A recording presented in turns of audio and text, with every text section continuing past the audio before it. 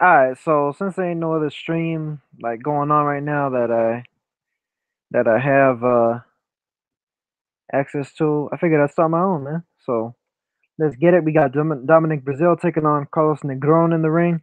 I ain't really seen too much of Negron in the past, but I mean, right now he's outboxing Brazil, man. He's piecing him up. He's hitting him with some good jabs up the middle, just straight shots up the middle. Hitting him with some good right hands, a little bit here and there, making him miss, making him pay. He's looking pretty good, man. He's looking pretty good, making Dominic Brazil look kind of stiff and uncreative at the moment. So let's see how this thing continues on and see what we got, man. Let's see what we got going forward here.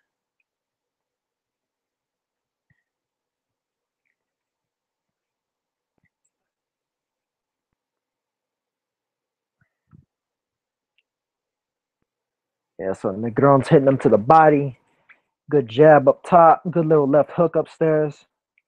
Dominic Brazil swinging and missing, going right by him right now.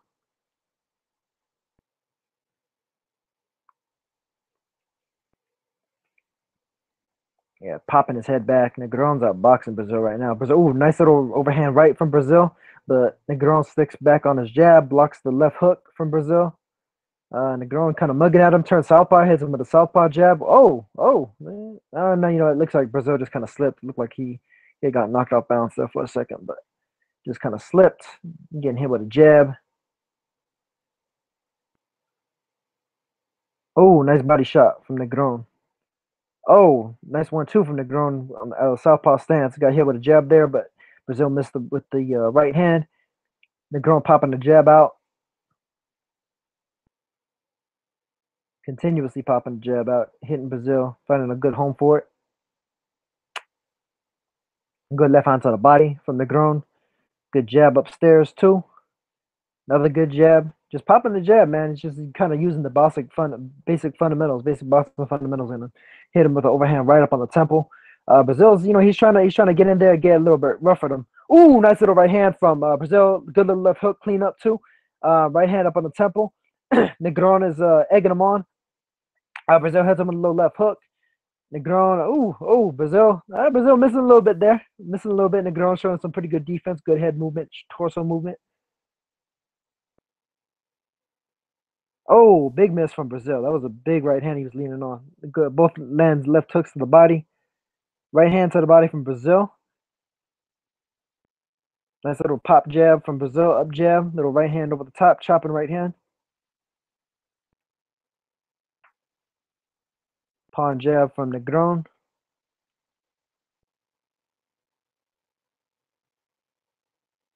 Negron dancing around. They're both kind of standing off at the moment. Standing off, looking to try and win a bit of a battle of jabs right now. Little right hand grazing to the body from Brazil. Jabbed from Brazil. Oh, nice little right hand and then a left hook to the body from Negron. Oh, nice one too from Negron. Good pop jab from Negron. Oh, yeah, big left hook miss from Negron. Big right hand landed from him though. Oh, big right hand from Brazil. Woo! And the round ends. Ref jumps in between them, man. Brazil landed a nice right hand at the very end of that round. Looked like it momentarily stunned Negron.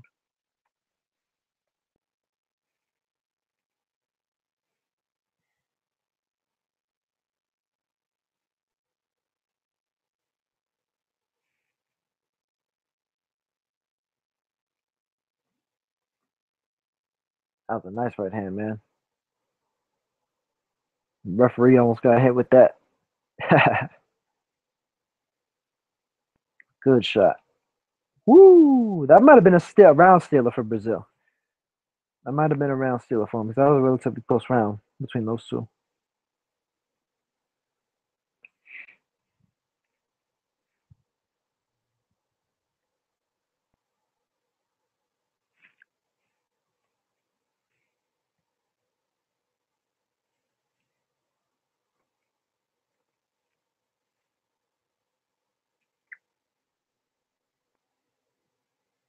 Thought to take a look at it Negron for some reason. Not sure why.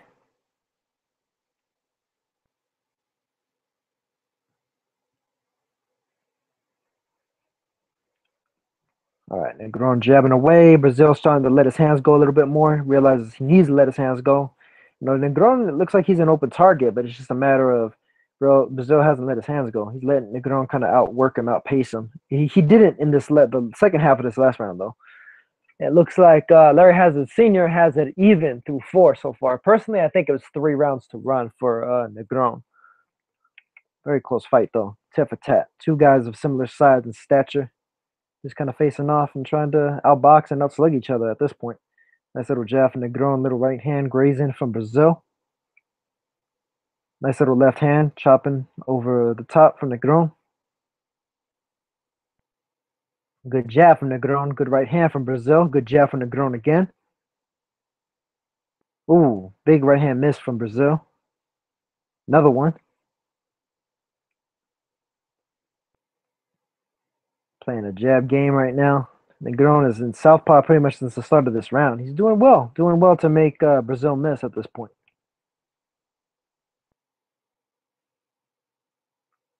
Oh, nice little double right hand over the top from. Oh, nice left hook from Brazil. Definitely shook Negron up with that one. Negron looks like he's okay at this point though. Trying to power that jab. It looks like Brazil's really the heavier handed of the two. Even though Negron appears to be landing his shots slightly sharper, it looks like Brazil's able to take what he's got better than vice versa. Nice little right hand over the top from Brazil. Brazil letting that right hand fly now. It's a dangerous punch. Oh, nice little left hand to the body from Negron. Oh, Brazil like feinting with the right hand and swinging with it, man. He's like whipping it around. Oh, nice little popping jab from Negron. Popped his head back.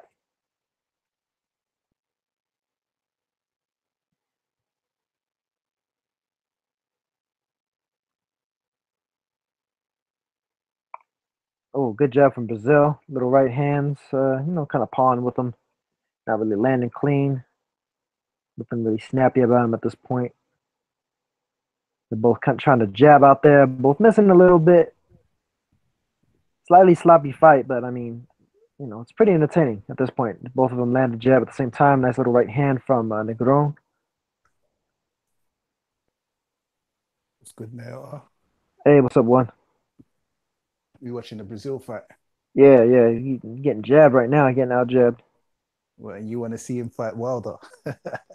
I mean, I wouldn't have minded it. Got some beef, But the issue here is he's getting outboxed right now. This guy Negron is showing some pretty good boxing skill. Hey, now so what I missed? I'm at work. Well, so far just the Brazil Negron fight for the Charlo card, and right now Negron is outboxing Brazil from where I stand. It's really? through round 5. I think I got it 4 rounds to 1 for Negron. Yeah, I watched the first few rounds and I thought, you know what, I've had enough of this. I'll come back. He's touching him pretty consistently with the jab, following up nicely behind it with power shots as Brazil's missing, making him miss and making him pay pretty nicely. Although it seems like Brazil still is the heavier handed of the two. There's been a couple of times where he shook Negron up momentarily. Yeah, I mean it's nothing new. Brazil's always been this way. He's always kind of been a slow kind of. Yeah, he's a bit of a slow starter. So I mean, when he was starting to let his hands go, he was starting to tag Negron up, but he kind of had a little too close to the chest this last round. You never know, man. He might get that Dillian White. So yeah, I didn't even see the Dillian White fight. Oh man, Derek Chisora got stretched. It was a very good close fight, but Derek Chisora got stretched in the end. He was up in the cards though. Yeah. Was it worse than when Chisora stretched Chacon? Say what? Was it worse than when Chisora stretched Chacon? It was about the same, man. I don't know if it could be about the same. I mean, it was pretty brutal. Chisora was down for a minute.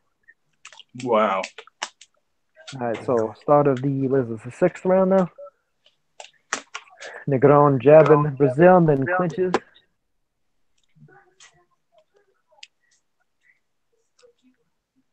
Brazil kind of trying to stalk him, getting hit with a jab. Oh, nice jab and right hand from Brazil. Can't quite get him on the ropes though. Can't quite pin him down.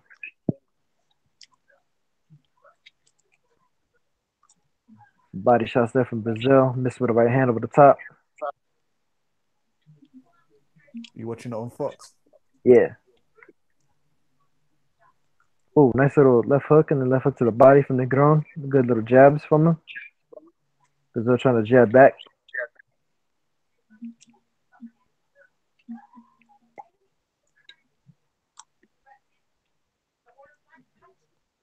Another jab from the Groen.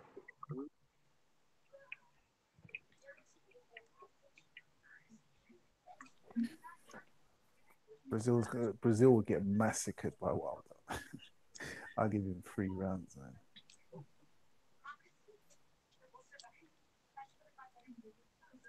I mean, possibly, but the thing is, he's dangerous himself. You know, he's one of these kind of kill or be killed type fighters. Yeah, this guy's making him look really bad though, because this guy's got pretty good gauge of distance. He's defensively relatively sound too. Kind of awkward. What minutes are you on now? I'm on 240. 54 left. Oh wow. Yeah, because I'm just watching on regular TV right now. I mean, for overhand right. Say what? I mean, for once, Dominic Brazil actually improved his jab, but I don't know if it's enough. Yeah, really, the thing is, he should just let his hands go against this guy, man, because he's shown that he's the ability to hurt him. But Negron is he's just letting Negron outbox him at this point, outwork him, outbox him. He needs to just let his hands fly, let that power fly, man. I don't know, maybe he's going to be known as the prospect killer. Mm-hmm. Dominic Brazil, because he beat Ngannou too. Yeah.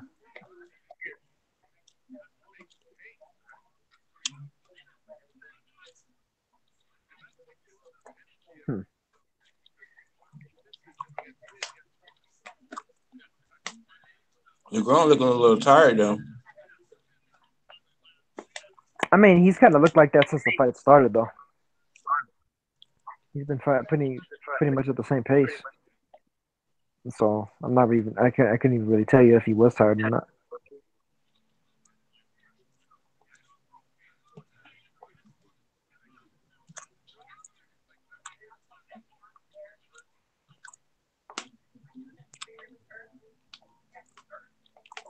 Got some Papa John's commercials playing.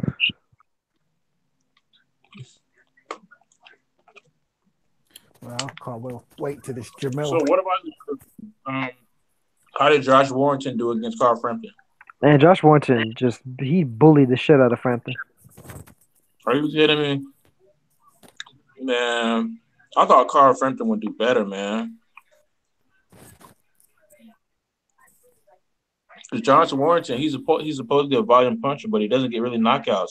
He's almost like a 126 Shafi call. I mean, Warrington, like, he came into that ring hype as hell. Like, he looked ready to go. He wanted it more. Yeah. Well, I mean, like, he was like charged up. He was charged up for this fight. He came out, he like ran to the ring practically. And then as soon as that fight started, he started trading hooks with Frampton. And it was just a matter of like, he's just bigger and stronger. Because Frampton was catching him, but it's like Warrington would catch him in the exchange and hurt him, wobble him, like rock him either to the body or to the head. And Frampton would start holding, and then Warrington would just bully him back into the ropes and rough him up. It was a mugging, man. He just went in there, just like I said, bullied him. Oh wow! I was really impressed by his performance. I didn't expect him to just do it that emphatically. Next should be Leo Santa Cruz. Ooh, nice 1-2 from Groen. Clean on the chin. Nice little left hook from him too. What for Warrington? Santa Cruz for Warrington, I think most likely next fight would probably be against probably a domestic fight against what's his face Keith Galahad, because he's a mandatory. Mm-hmm. And then maybe after that Oscar Valdez, because Frank Warren and Top Rank are real close. So. Ooh, that's gonna be fireworks. I can see that one popping off. That's a little overhand right from Groen.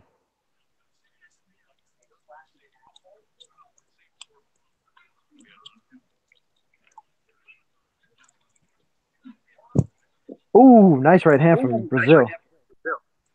That on Larry Hazard's scorecard, it actually has Brazil up. Yeah, I think he's shading a little bit to him. So what you think is wrong? I think it's in the other way.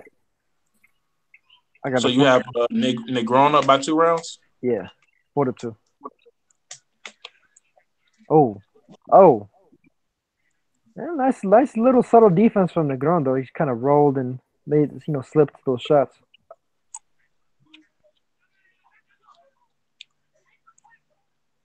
Go right hand to the body. Oh, nice right hand. Oh, nice left hook from Brazil. Both. Good jab from Brazil. They trade shots right there. Ooh. Good right hand over the top from Brazil.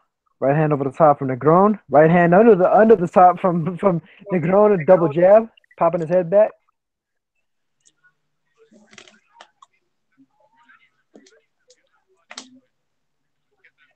Good jab from Brazil. Yeah, man, they're going kind of tit for tat pretty nicely here.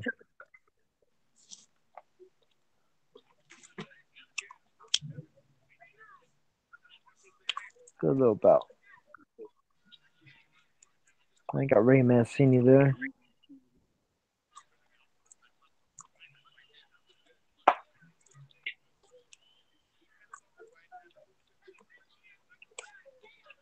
Showing highlights right there of one of the left hooks that Brazil landed.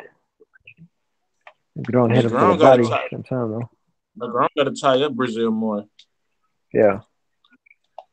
When he ties up, he's getting them to stop and wait for the referee. And Dominic Brazil keep clipping with that right hand.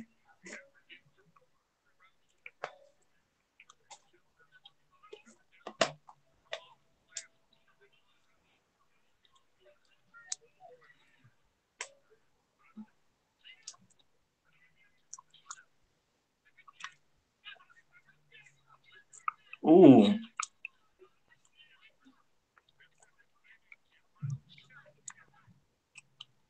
All right, they start off trying to trade jabs. Both falling just short with him. Nice little 1-2 from the Groen. Good jab from Brazil. Nice right hand from the Groen. Grazed him. Nice jab from the Groen. This with the right hand though.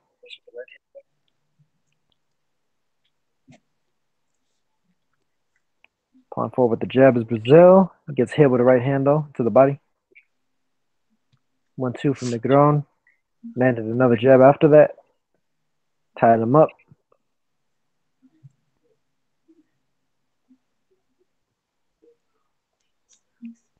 A lot of foot movement from the Groen this round. Trying to keep Brazil from being able to set his feet. It looks like good jab from the Groen. Stops, switches angles there. Makes Brazil miss a couple of times. My stream messed up. So you literally got all these subscriptions, Naoda? Well, on this is just on Fox, man. Oh, you watch on TV? Regular TV, man. Regular Fox. Nice body shot from Brazil there. Body shot return from the Groen. I need my weekends off. Good body shot from Brazil again. Ooh, good body shot in return from the Groen. That was a hard one. Hit him over the top. That wasn't behind the head. Stop it.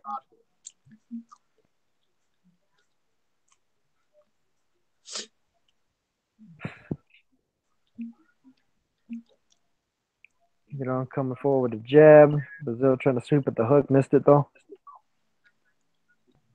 Both jabbing. Brazil landed better. Then the Groen lands his own. Good body shot from Brazil. The body jab is for good defensive movement from the Groen that made Brazil miss about 4 shots in a row. Shot behind the head from Brazil. Nice uppercut from Brazil. Got him up on the ropes. Negron rolling really nicely off of him, though. Oh, nice little right hand from Negron. Good body shot from him also. Another good body shot with the right hand this time. Oh, nice right uppercut from Brazil. Nice right uppercut, then left hook from Brazil. Nice left hook from Negron. Brazil misses with a right hand over the top. Body shots from Negron. Right uppercut from Brazil. Brazil hits him with a little hook on the inside, and the round is over.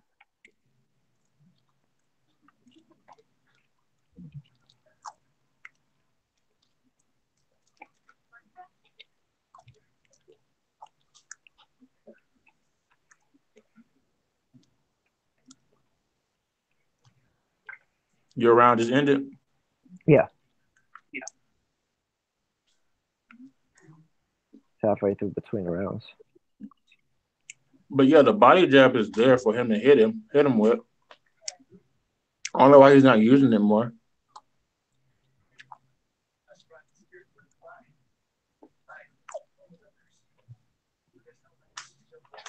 Does Jermel fight next?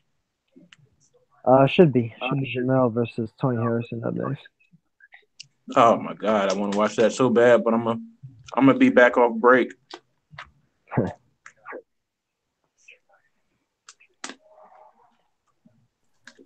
right, battle rifle. You got Harrison in it. Don't worry, Tony Harrison gonna win, bro. Don't worry. All right, bro. Good jab to the body from the Groen. Nice right hand over the top.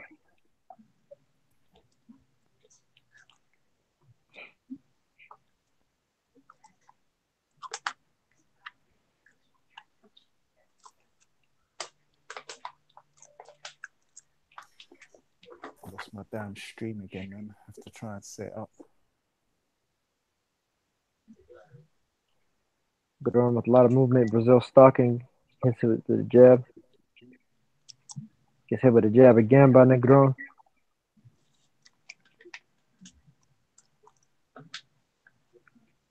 Jab from Brazil.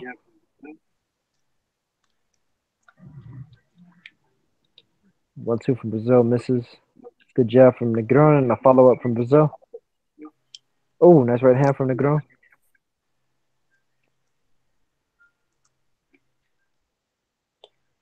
Left hook to the body by Brazil. Missed the one up top, though. Good right hand and left hand to the body by Brazil. What is Dominic Brazil? He just black? I'm not entirely sure. Oh, big right hand from Brazil. And Negron is slumped over the ropes. Woo! Nah, it's over. It's over. The ref's calling a halt to it. Are you kidding me? One hit quitter. That came out of nowhere. Right hand, like looping.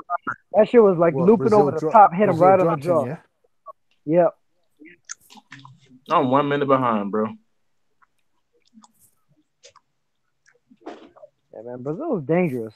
That dude's got dynamite in his fist. He could be getting out boxing. All he needs is to hit you with that one shot. Yeah, it's the same story for a lot of these guys, though, isn't it? Yeah, but most of these heavyweights the whole fight. All you need is you see Wilder right there. You see Wilder in the crowd. Brazil's calling him out. Wilder's like, anytime. Yep. He yelling Wilder's stepping up, just standing up, saying anytime. He's got his arms like freaking folded out. Do you know what? I reckon that probably will be the next fight. Yeah, I'm sure it will be. Man, that's a grudge match and everything, you know. Because they got backstory. It's easier to sell. Easy. AJ and Wilder don't seem like they want to fight each other. Well, AJ seems like he bro, he was slumped in the corner, bro. Oh, look at this replay. Bang. Damn, dog. You know what? He hit him on the corner of the jaw. Corner of the jaw, just below the ear. It looked like he's praying in the corner. Woo! Hit him on the corner of the jaw, just below the ear, man, right on the angle. And he got his brain rattled. Yeah. Now, what you been putting in Negron's drinks, bro? You put sleeping pills in his drink? I don't know, man.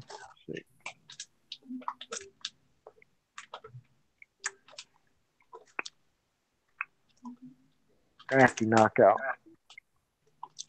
Dominic Brazil is still gonna get his fat ass beat by Wilder. Yeah, I mean, I definitely favor Wilder in that fight, but I can't necessarily count Brazil out just because the guy punches, man. He punches hard as shit. I mean, even then, I think he does. He doesn't do better than AJ, in my opinion. He's gonna go some rounds longer. Mm-hmm. But you're pretty much looking at Duhaupas part 2, or Duhaupas versus Wilder part 2. I mean, I don't know, man. I think his style is just different. He's very awkward in his own right. And yeah, his punches come from weird angles. So I don't know. I think it would behoove Wilder to start fast and try to knock him out clean and clear. Quickly. Yeah. You know, because if he lets Brazil get into a rhythm, he'll be that much more dangerous after like 2-3 rounds. Yeah, well, Brazil's a low but low it reward takes fight for Wilder. Brazil to get in his rhythm too. It takes him like a couple of rounds. Has he got any belts? Has Brazil got any belts? No. So Hey, that's a I'm low about to go reward back to fight. keep me updated. I think he's one of those guys that's in line as like a quote unquote potential mandatory. Like they haven't ordered it, but supposedly at some point, it could That's happen. good, Chris. So I can Hey see that guys, coming keep me off. updated. All right. So yeah, Yo, hey Chris. Yo, You see your nephew get knocked out? who? Your nephew, Carlos Negron. There you go. Nah, you like Charlie. Everybody Puerto Rican ain't my cousin. Yeah, I just went and took a little break. I went and bought some grocery and I came back. I ain't get to watch the undercard. He was out boxing Brazil, and then Brazil just hit him with a one shot, man. Just a one. I figured Brazil. Oh, you talking about that heavyweight? You talking about the heavyweight? I figured Brazil was gonna beat him though. Yeah. No, but he was getting. I think Brazil is a fringe contender. I don't think nobody else gonna beat him except the top guys. Right. No, this guy was out boxing him though. He was actually tagging him up with the jab, making him miss, making him pay. Yeah, but I can tell how the dude was moving around. He's gonna eventually get caught. Right, that's the thing. I kept saying that Brazil needed to let his hands go because he had the bigger punch between them. Yeah. Once he did, that's all she wrote. He just came up with an overhand right over the top and caught him like right on the corner of the jaw, like just below your ear. Yeah, that's why I think Wilder destroyed Brazil because Brazil ain't like what's his name?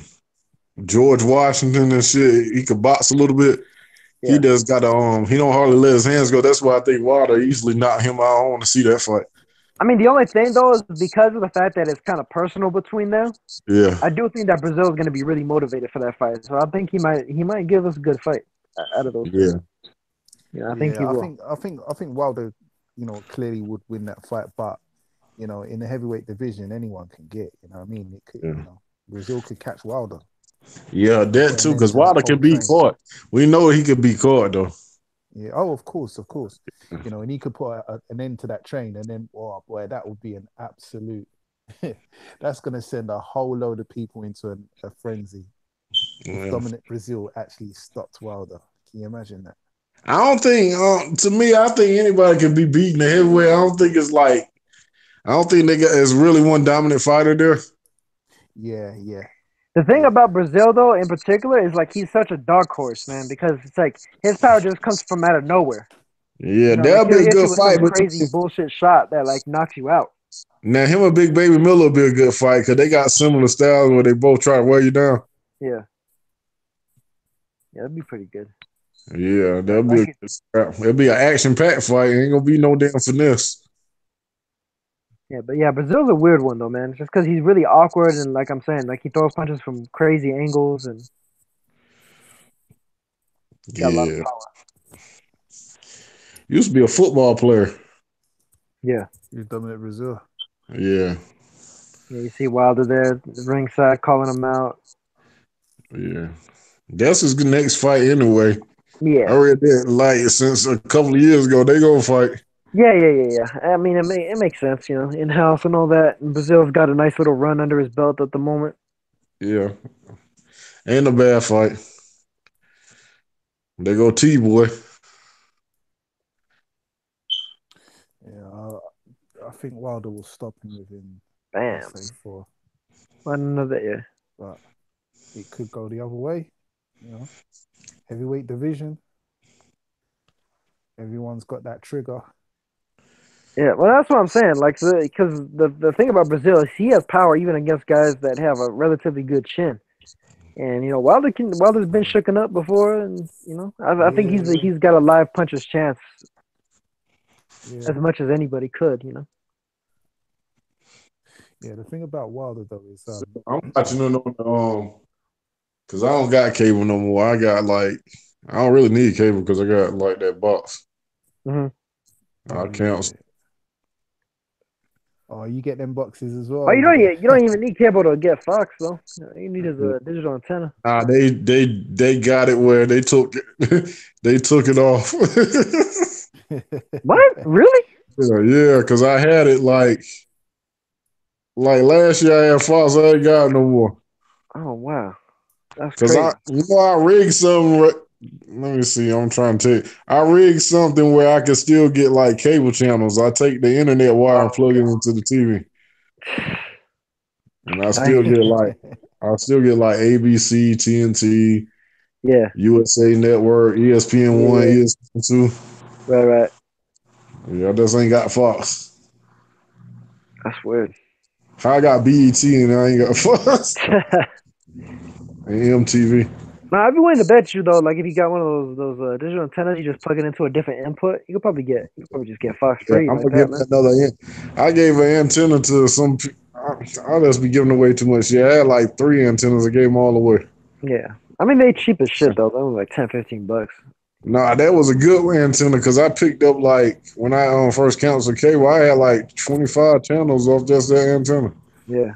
But like over here, man, you can get shit like 40 something channels. Yeah. The antenna. What's up, Mr. Doc? Mr. Doc. What's up, Mr. Dog? You see that big dog get knocked out? Pretty nice game for Brazil. Man said the big dolphin. And Dawson. The big dog. That's a good analogy.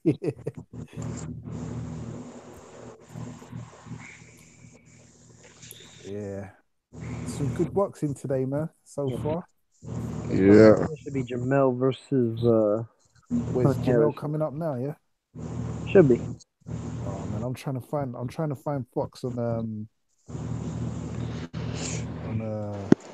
What, you need a link? Yeah.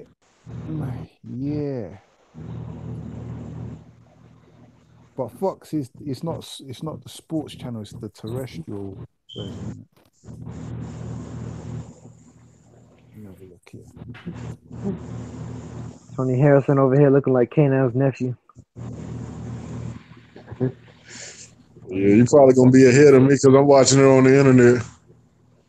Got some Game of Thrones type. They just showing some of the face-off stuff. All right, they're already in the ring. It looks like. Damn. Oh man, I've got At least Harrison is. Low places boy, Tony Harrison. Got Ray Mancini doing the call. Chris Myers.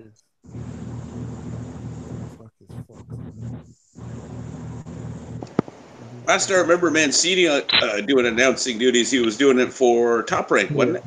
Well, right now they're doing it. They're like those are 2 men up in the booth, and then down ringside is Joe Goosen and what's that fool's name? The one of the brothers of what's that family, man? The Alberts?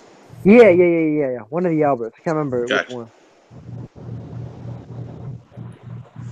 You got Jermel dressed like a lion with lion fucking head coming to the ring. Lions only or whatever. Yeah. And you got Tony Harrison dressed like a tiger. Tiger stripes all up and down. Tiger stripe trunks. Mine just came back on. You were way ahead of me now. This is the lion versus the tiger. Man, real rap though, Jermel straight up bit off of Sharif Bogaré style. Bogaré was doing the lion head way before him. I'll tell you what was funny. I seen Jerry Hurd dressed like on Coming to America, the Prince, when he had a line on his shoulder. Yeah. Yeah, that's funny, man. Prince Hakeem and Yeah. King Jaffe Joffer. Yeah, James Earl Jones. Yeah, he put his face on there. My son works.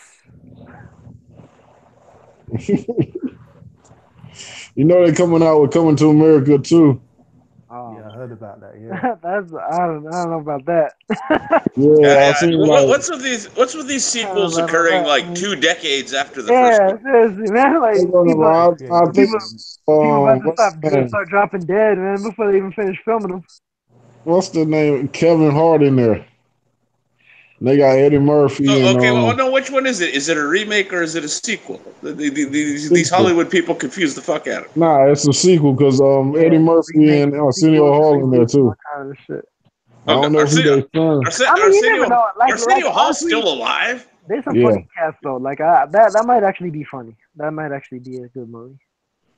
It could be, yeah. I haven't Yeah, seen he was Arsenio. funny I in haven't Harlem seen. Nights. Quick! Well, Harlem Nights. That's another one that was like 20 years ago, 30 years ago. Yeah, that's a That classic. shit was film, funny man. as hell It's one though. of my favorite films. Arsenio. Harlem Nights. Yeah, Harlem Nights was hilarious. In her toe. Stop shooting that little shit. They announced of Tony Harrison now. Yeah, I'm watching it now. 27 wins, 2 losses, both by knockout. Tony Harrison in there looking like a tigered up Daniel LaRusso. Oh, shit, he got a longer reach. He's got 6'1" longer reach. So Jermel gonna sweep the leg? Is that what's happening? Yeah, man. Hey, Jermel ripping the Black Pyramid, man. He's on that Cobra Kai shit. No mercy. Oh, right. There's not even no VIPs for this, man. Shit. You got a problem with that? It's on Mobdro. I mean, it's on TV tap. Remember that, Mr. Doc? Sweep the leg. Like, what? You got a problem with that? Yeah. I said sweep the leg. You watched did y'all watch the TV series of the Karate Kid? No, I still haven't watched that. I really got That's it. I know. I still got it. No, I seen that first episode. That shit was dope. I was legit. This is I know. Yeah. Isn't it like the Cobra Kai kid? The Cobra Kai kid's like a teacher now or some shit. Yeah. Yeah. And like, so he's the protagonist now. Now it's Daniel LaRusso who's the bad guy. What was it called again, Chris? TV what? TV tap. You got downloads. I have like Maldro. Tap TV. Tap, okay. TV tap TV. One of them. Charlie looking like you mean business, man. You looking ready. Staring him down heavy. Tony Harrison. Oh shit! We got Steve Willis as the referee. Let's get it. Steve Willis, my man. Steve Willis ready to go, man. Jermel had the lion mask and the Ric Flair robe. Like, dude, make up your mind. Dude, too many things going on here. Steve Willis is like having a fan live in the ring, man. The way he be acting. All right, Tony Harrison. That man takes his job seriously. Squaring off. Nice jab from Charlo. Jab to the body from Charlo. Oh, you ahead of me. Jab to the body, back and return by Harrison. Stand that mid-range of the two of them. Ooh, Charlo's starting to load up already. Nice little overhand right from him. Yeah, Charlo throwing those rights with bad intentions. Ooh, they trade jabs. Harrison landed a little bit better, though.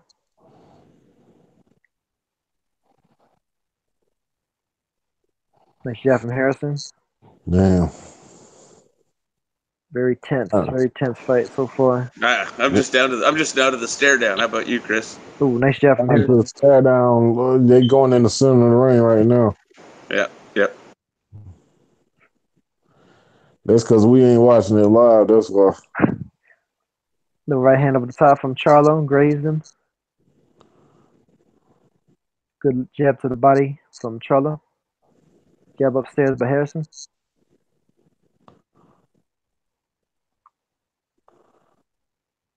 A lot of feints from both of them. Both trying to not make a mistake. Good jab to the body from Harrison. Very tense. Jab from Harrison, kind of grazed him, pawed him off. Tense stare down, missed jab from Charlo, missed jab from Harrison, landed jab from Harrison. Nice lead left hook from Harrison. Good right hand to the body from Charlo. Right hand to the body from Charlo again. Right hand over the top from Charlo. Good right uppercut in return from Harrison.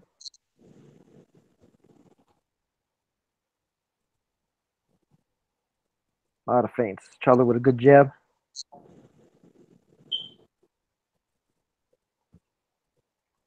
Good jab from Harrison.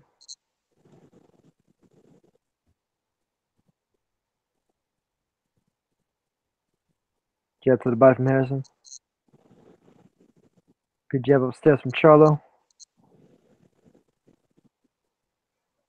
That was a good jab from Charlo again. Good jab from Charlo up on high in the head. One punch at a time from both of them, though. Harrison looks real tense. Yeah. Yeah. Okay, I edged that one to Charlo. Yeah, I got about a minute left. I got maybe Charlo just an edge ahead. Yeah, not very much separating them, to be fair. How many minutes you got, Doc? I got exactly 1 minute left. Damn, I'm 15 minutes behind, 15 seconds behind.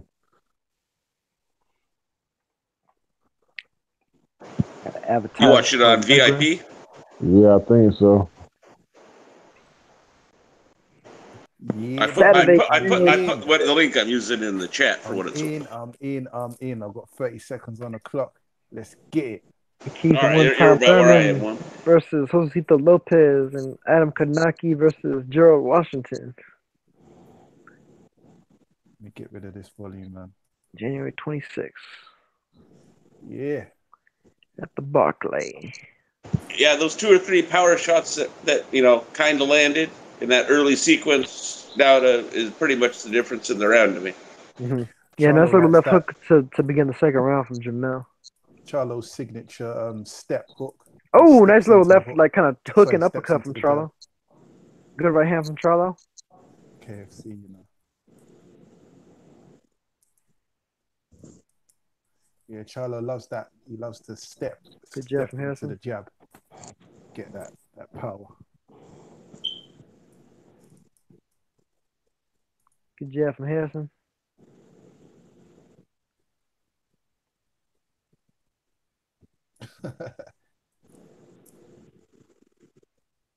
Trade the jabs there. Keith, one time. Very disciplined from Charlo so far.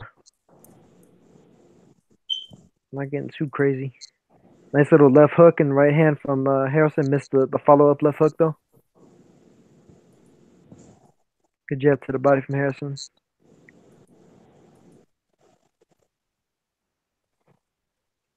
Damn. Josito Lopez is whack.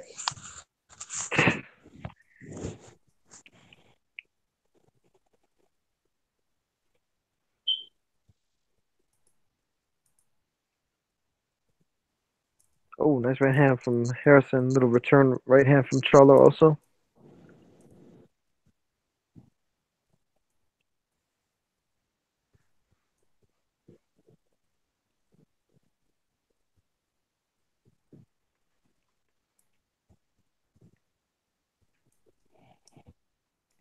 The return of El DeBarge. Double jab and the right hand to the body from Harrison. El DeBarge, you know. That's some cool songs, man. Jab from Charlo. Second one. Missed the second one, though. Harrison with a missed jab. You'd be more worried about the rhythm of the night than boxing.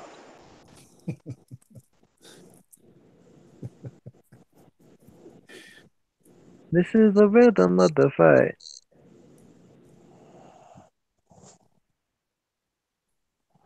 Very tense, man. Very tense. Like one jab at a time from these two. Man. It's real stiff. Yeah, I dare one of you guys to fucking put 2 punches together. Yeah, seriously. Very close to the chest from both of them. Nice little try to the body from Charlo. Didn't quite pull it off though. Nice jab from Harrison. Well, and right now they're both too far out of range to land the backhand. Yeah. I mean, that round you could really give to anybody. You could score the draw.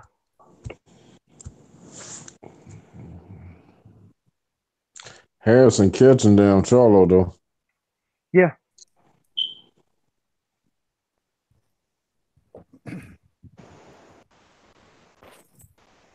My goodness, a jab and a right. Iverson just because of that.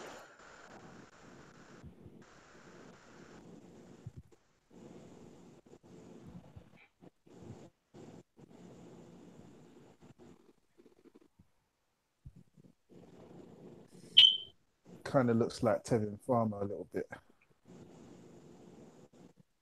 Who, Harrison? Yeah, minus the eyes. That's a big minus. Yeah, I see what you're saying, Mr. Doc. Yeah.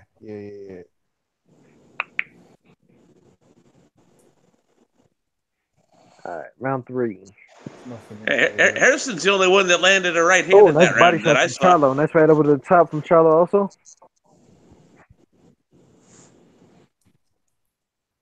All right. Right hand over the top again from Charlo. Swinging up over the jab. Right hand to the body from Charlo. Oh, looked like he might have. No, he didn't. He didn't really shake him down. Appeared to bother him with the pressure at the very least. Nice jab from Harrison. Another one.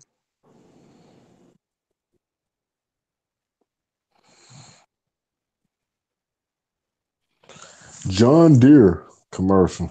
Yeah, I've seen that. They know you're watching, Chris. Jab to the body, jab right hand to the body from Harrison. Kind of a leaping left hook from Charlo, didn't really land. Try to overhand right, missed it though. A couple of missed power shots from Harrison. Mid/grazing.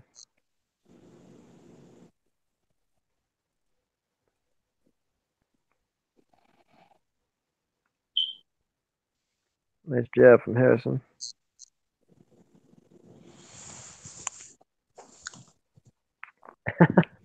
Steve Willis making this face. It's like I really wish y'all would throw.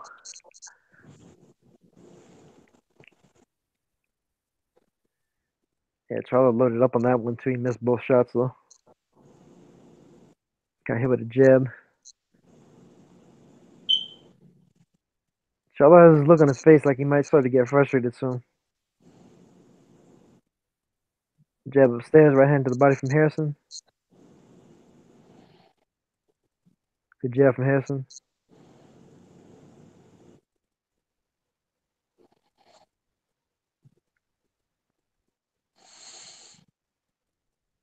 Ooh, another good jab from Harrison. Popped his head right back. Just gonna pass out like meats on him. Nope, I'm in here. I'm in Charlo loaded up there. Most of the shots. I got my legs Ooh, propped up nice right watching hand the by Harrison. Nice left hook from Charlo. There we go. There's a little bit of an exchange. Charlo with a he's good right tagging hand. Charlo, Harrison man. with a right hand in return. I think you might be right now. I think he might get mad, get reckless, and walk into a hook or something. Oh, nice 1-2 and then a cleanup hook from Harrison. Charlo turns southpaw, drops his hands, turns back orthodox. He got offended by that one.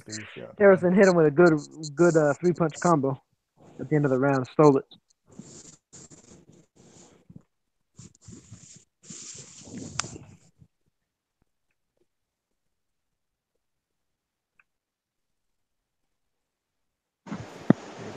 Charlo's blowing the round. He started out strong in this round. He was giving it away.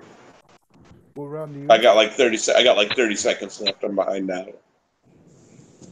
About a whole minute and 4. What round you guys in?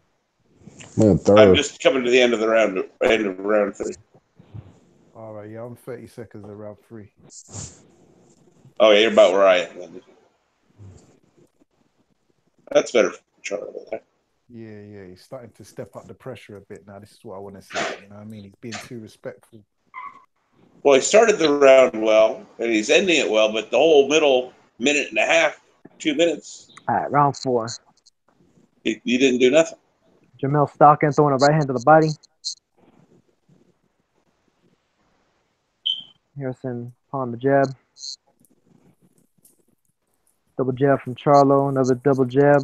Pretty much missed all of them, though. Hitting the gloves. Good right hand to the body from Jermel.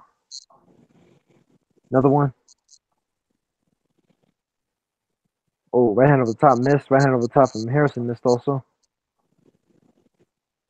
Oh, nice jab from Harrison. That got Jermel's attention.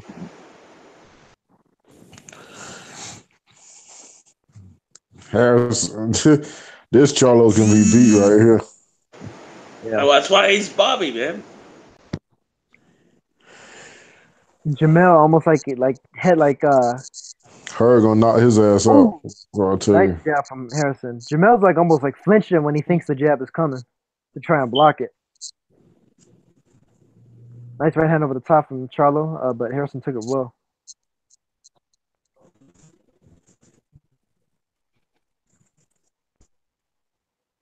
Oh, big missed uppercut from Charlo, and he gets hit with a jab. He's getting frustrated. He's throwing these shots way too wild. He's missing all of them. Missed the double jab. What B said he went to sleep. Nice little right hand, kind of grazing from Harrison. I think, yeah, B's probably went to sleep by now. Damn. Oh, nice. Grazing body shot from Harrison. Grazing left, kind of up jab from Charlo. Missed left hook, but a landed jab from Harrison. Good 1-2, and then a clean up left hook to the body from Harrison. Another good jab from Harrison. Yeah, boxing in this round. This is frustrating the way Charlo starts around strong, and then inevitably, you know, whether it's him losing focus or Harrison taking control, you know what I think mean? it's just the fact that he's missing his power shots, and it's frustrating him. So it's like he's just trying to calculate the right angle. He just can't quite get it. Well, he did. To me, he didn't even miss too badly for like in the first 30. Right there, Harrison. Like say the first 30, 45 seconds. Yeah. It just seems like once he starts missing, he gets discouraged. Because that happened against Austin Trout too. When Trout started making a miss, he started just getting frustrated, just throwing punches out the window, and he kept missing. Nice jab from Harrison. Harrison just pinpointing him up the middle this round. Yes, he's switched off now, like the whole middle minute of this round. He kind of grazed with the left hook there at the end of the round. Harrison did. Harrison won that round clear. That was probably his best round. Yeah, I gave Harrison round 2. I couldn't split round 3. And this one looks like it's going to be a Harrison, like you said.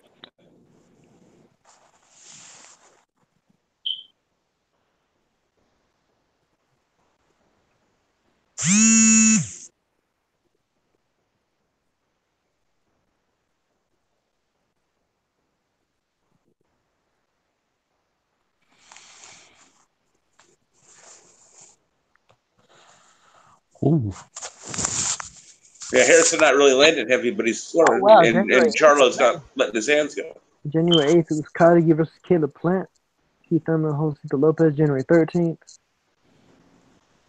All right. Starting the year quick. Nice jab from Harrison right there in the replay. Charlo comes running up the corner.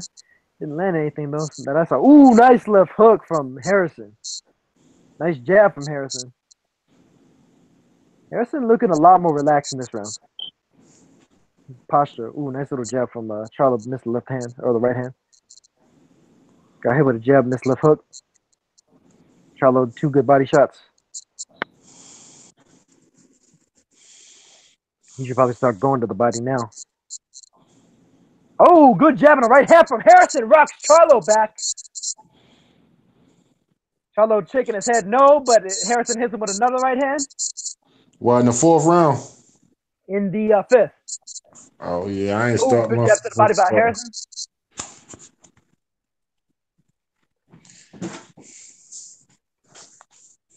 Another good jab from Harrison. The whole place going to end up bad. He changed his pick again. Good right hand to the body from Charlo, though. Turned it around. Harrison got hurt by that shot to the body. But he's regaining composure. Charlo's not throwing. Hit him with a left hook. Good left hook from Harrison. Ooh, good popping jab from Harrison. Popped his head back right at Pez dispenser. Charlo stalking. Harrison fainting at him. Charlo not throwing nothing. Ooh, nice body shot from Harrison. Good jab too. Ooh, good 1-2 from Harrison. Kind of grazed him though. Not the cleanest of shots. Ooh, good defensive movement from Harrison. Made him miss a 3-punch combo. Good jab from Harrison. Steps on it again.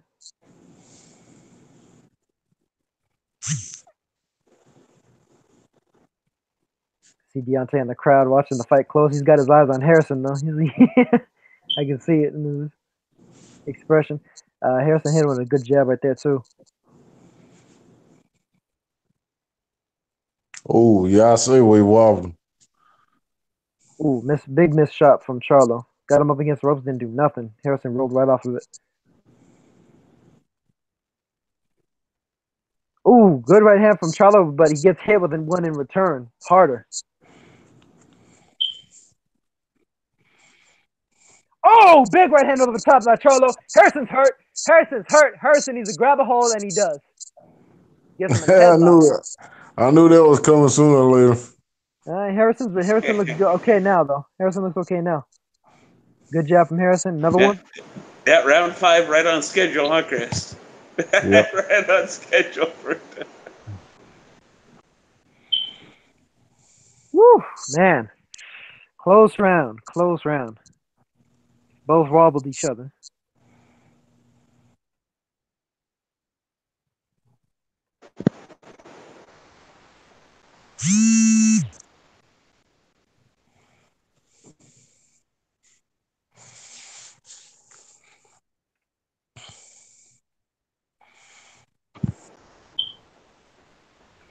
Yeah, see, I got to be honest. When Charlo hurts Harrison, he hurts him worse. Yeah, he does. I mean, you could tell that Charlo has more power than Harrison has chin, but to a slightly lesser degree, Harrison has more power than Charlo has chin also. Harrison got a good knockout record, though. Yeah. Like punch for punch, Harrison probably hits harder than Charlo. Like if you were to put him on a power machine or some shit. I get what you're saying. It's just that the equation ultimately, in the end, comes out in Charlo's favor. Yeah. Exactly. Charlo's chin is just better than Harrison's, clearly.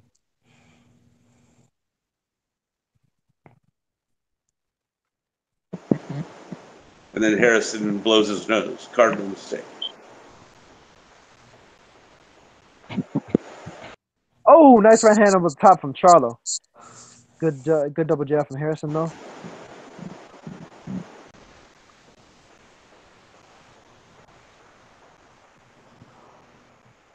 Damn, your next round starts right as the one I was watching ends.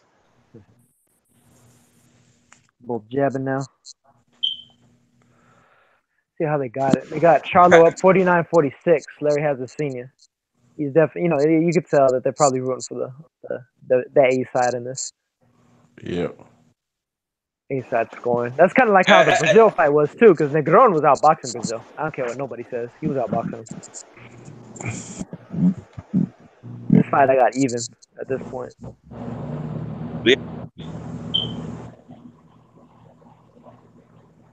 Ooh, missed right hand over the top from Charlo. That could have been dangerous.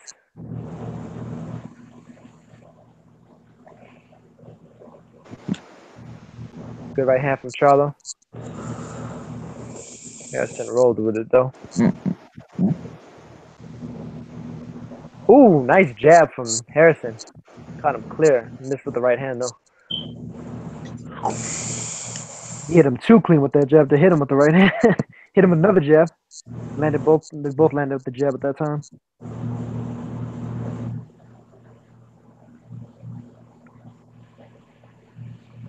Oh, both landed the jab again. Harrison, I thought, landed harder though.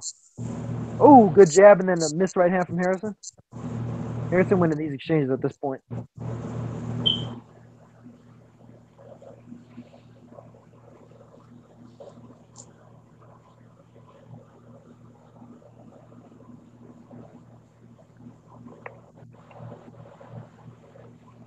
Oh, nice right hand from Harrison.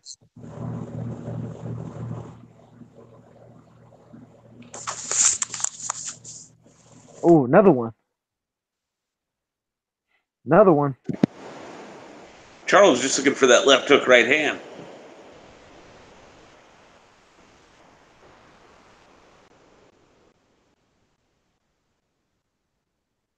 Another one. Charlo hasn't landed a punch in a minute now. Little left uppercut, but gets hit with a left hook in return from Harrison. Charlo turning southpaw. Yeah, what the fuck is he like? He's like trying. He's trying to turn. See, that's a sign of frustration right there. Just the fact that he keeps turning southpaw, dropping his hands like that, trying to draw a counter out of him.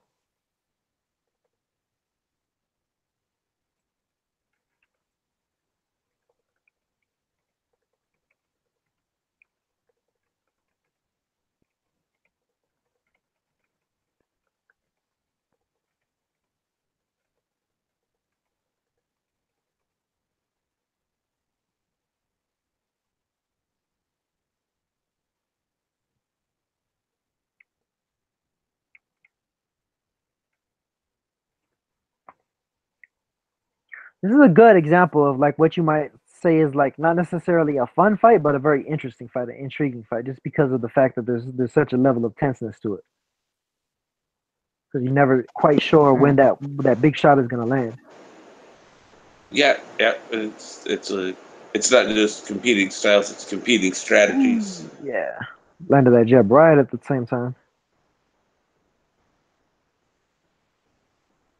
Like Charlo is frustrated, but at the same time, I do think he's playing a long game where he feels like eventually it's inevitable that Harrison's gonna, crumble at some point. Mm-hmm. There was a couple of good left hooks to the body from Charlo a second ago.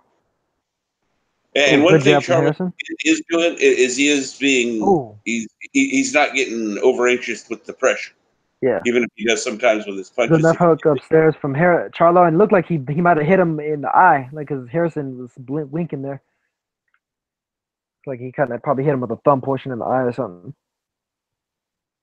Or grazed him right on the eye. Ooh, nice jab from Harrison, though. Popped his head back. Backed him off with that. He backed him right off. Charlo looked like he was ready to pounce and he got hit with that jab. Thought second about that.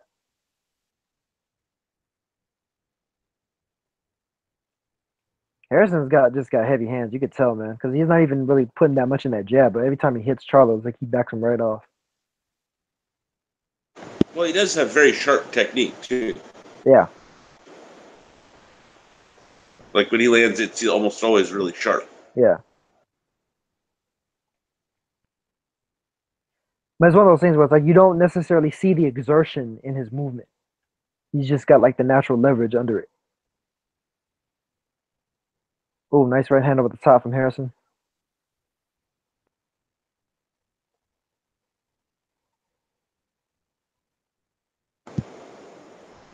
Oh, winning the feinting game right there. Nice little left hook on the inside from Harrison as Charlo jumped in. Charlo needs to go to the body.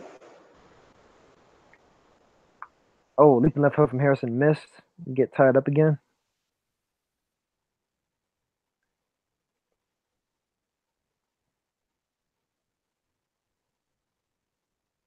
Harrison feinting at him. Nice. Oh, nice left hook to the body. Right hand over the top and then left hook to the jaw. Charlo kind of shrugging at him like, you ain't shit. But he didn't land nothing of his own in return. So, I mean, what you going to do to respond, Jermel? Get hit with a jab again. Stalking, but not throwing. Missed jab from Charlo. Oh, landed jab from Harrison. Popping the jab a little bit more. Charlo throwing the jab but missing. Left hook to the body landed though. The one to the jaw didn't. Good jab from Harrison. Good one too from Harrison. Missed the cleanup left hook and missed the follow-up jab. Nice left hook from Harrison. Jacked his jaw. That was definitely a Harrison round.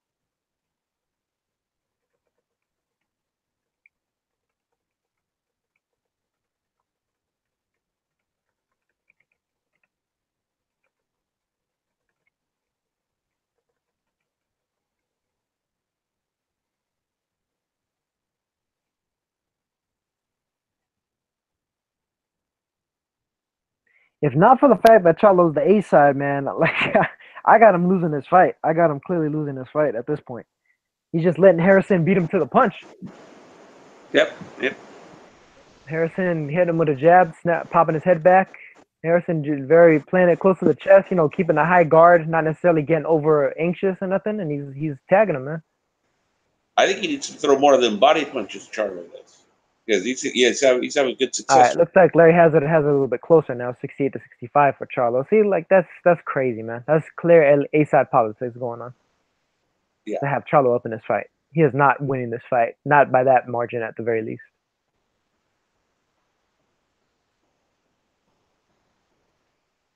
Oh, nice right hand from Harrison, double left hook also. Yeah, there's like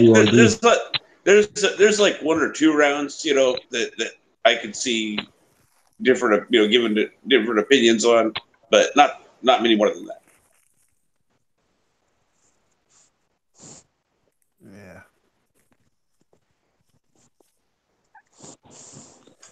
No, man, I think Charlo needs to nice start hook being to the a bit body more from Charlo. offensive and stepping up, taking a few more risks. Yeah, he does. Yeah, he seems to really be banking on Harrison Fulton. Yeah, I mean, Harrison's looking okay so far, though. Because Harrison looks tentative, you know what I mean? He looks. Well, like that's what I'm saying now. That's what I'm saying now. It could be a dangerous strategy, backfire on him. Yeah. Problem is he's not pressuring him enough. He's not making Harrison think twice or think a third time and mentally exhausting him.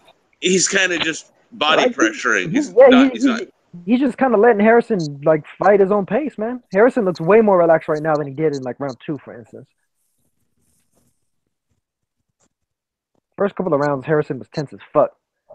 He traded right hands right there. I thought Charlo landed slightly cleaner. Nice left hook from Charlo.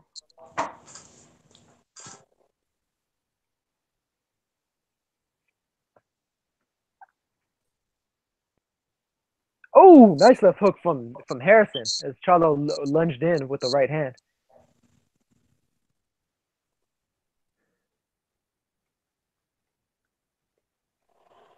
Charlo looking a little tentative.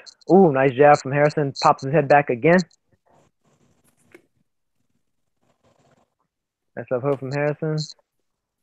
Little head control afterwards.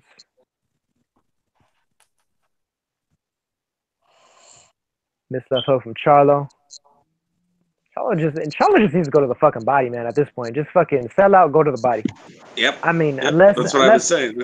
Unless maybe, I don't know, maybe Harrison hit him with enough of those shots that Charlo's like, yo, this guy got some real power and he's a little intimidated to do that. That might be possible too. Because at this point, it's like he's just trying to fish for counters and it's not working for him. He's missing them. I get it 6-2-1 for Tony Harrison at this point.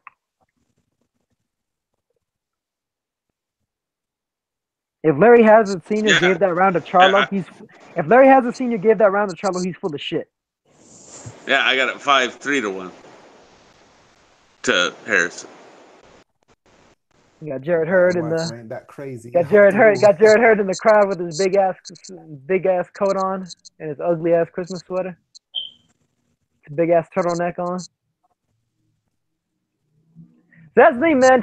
Hurd may not have looked that great in his last fight, but Charlo is looking very bad this fight. Put it that way. Even if the judges decide to award him the victory, he's getting outboxed. Yeah, I don't know what's wrong with him, man. He needs to. Yeah, okay, just slipped a few punches there as well. He's fighting like he was training this entire fight to land one shot and KO him. Yeah. And it's just he's not doing it, and so he has no plan B at this point. Because if he had a plan B, it'd be to go to the body. That's what he should be doing right now to try and wear him down. He's sniping. Yeah. He's looking for that perfect shot. Yeah. Like a couple rounds ago, he spent the entire round almost looking for left hook, right hand, left hook, right hand, left hook, right hand. Yeah. Didn't matter how many times he missed. And Harrison has probably seen that, and he knows the calculation, so he's making him miss every single one of them. Well, I'm gonna grab the pattern. I'll be back in a sec. Yeah, no bet. Good jab from Harrison there. Harrison landed a couple good shots to bring in the ninth. This left hook from Charlo. See, look at elementary, man. He's trying the same shots over and over again. Just tried the left uppercut, and he got hit with a left hook in exchange. Nice right hand from Harrison as he comes forward, lunging with the left hook. Harrison pawing that jab, sticking the jab. Missed the left hook and the right hand over the top. Did Harrison. Good defensive movement by Charlo. Charlo needs more offensive movement, though. That's the issue. Yeah, like you say, he's convinced he's going to clip him. Yeah. At some point. I mean, and even if he does clip him, that doesn't mean he's going to win. Yeah. You know? Yeah. I mean, it's getting to the point where he's going to need to clip him. Oh, nice right hand from Harrison. Charlo mugging at him, throwing his hands out to the side, but you got hit, man, and you ain't hitting him back. Make him pay.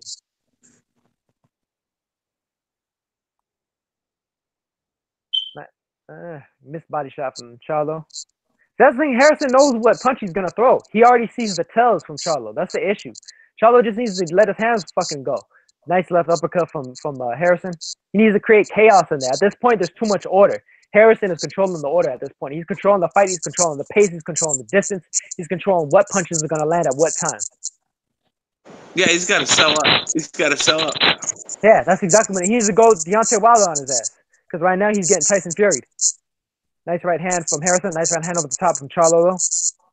That's the best punch he's landed all round. But even then, Harrison's not dissuaded. He's doing what he does. He hit him with another jab. And another one.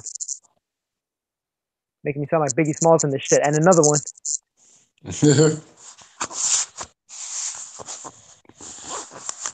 Charlo backing off for no reason at all. Trying to get a different look, I guess. Used to me saying, I'm jabbing you for now. Another one.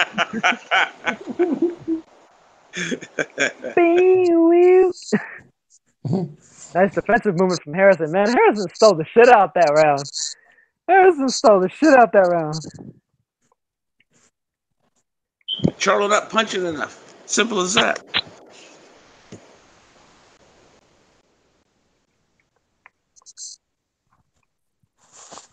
You know, I'm glad I went live for this shit, so I could fucking do this shit live with my scorecard. Harrison is fucking just jabbing the shit out of Charlo. This shit is ridiculous. 7 rounds to 2 with 1 even is how I got it for Harrison. Ooh, landed a nice shot there, Charlo. In the jaw of Harrison. Yeah, I'm slightly more generous to Charlo. I got the 6-3, 1 even. Harrison need to get a knockdown or something.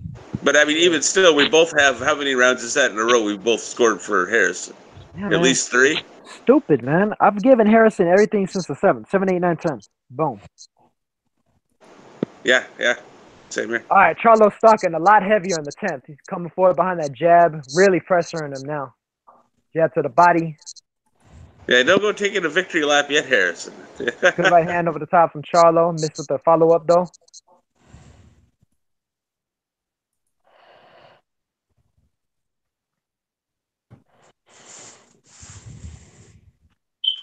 Nice jab from Harrison. Missed left hook from Charlo. Ooh.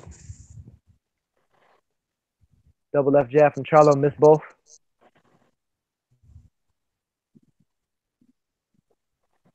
And missed combination from Harrison. Grazing jab from Charlo.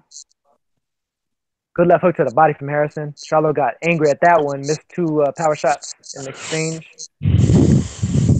Good jab from Harrison. Good 1-2 and a little like grazing left hook uppercut from Harrison. Good jab from Harrison. Charlo posing and not doing anything.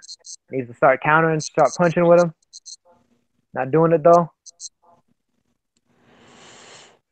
Posing. Harrison leads off with the jab, hits him.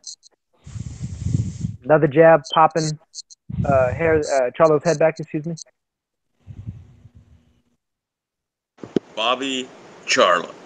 Yeah, seriously, man. That's exactly Charlo's what he's looking like desperate here. now, man. That's exactly what he's looking like here. Looking desperate, man. Ooh, it was like almost like a backhand jab from Harrison. He made Charlo miss all the follow-up shots, though. Good jab from Harrison again. I'm saying Charlo looks like, poison and everything, but he's just not landing no punches, man. He like that last right hand, he just landed on he's the not being glove, and then effective he at all. ate a jab. Yeah, He's this not is the landing definition no of ineffective punches. aggression. He's coming forward like a motherfucker, and he's not landing nothing clean. Not throwing anybody punches that so far. Yeah. That was a what good I'm little jab seeing. from Charlo there. Harrison's saying something to him in the ring. I'm not even sure what he's talking about, but good little jab from Harrison. Harrison tried to counter over Charlo's jab with the right hand. Missed though. I don't know if it's Harrison's form, but Ooh, nice jab from. Ooh, nice right hand from Harrison, man. Yeah, he took a right hand and gave one right back. Good jab from Harrison. Nice left hook from Harrison. Got hit with one himself though. See, at this point, Max Kellerman, we talking about how Tony Harrison is taking over the story of the fight. He grabbed the pen, he snatched the pen away, and he's writing his own story now. He's writing the next chapter. Harrison's looking good in this round, man. Yeah, I mean, he looks. I don't know if it's his physique, but he looks awkward. He just looks awkward for some reason. Well, I mean, he has got the high shoulders. Yeah, I think that's probably what it is. His balance looks off. Like it looks like he shouldn't be. I don't know. Yeah, like his balance looks off. That's probably the best way I could describe it. It's like he doesn't have his feet properly set at any given time. Yeah, Charlo looks. He looks like he's getting desperate now. Getting desperate to do anything significant. You know what I mean? He's trying to take over the narrative of this fight. Ooh, caught him with a nice little hook there. Charlo caught Harrison with a nice hook. All right, final round. Fucking Larry has his whole. Oh, actually, no, my bad. It's the 11th. Yeah, I was going to say, flipping hell, how far are you ahead?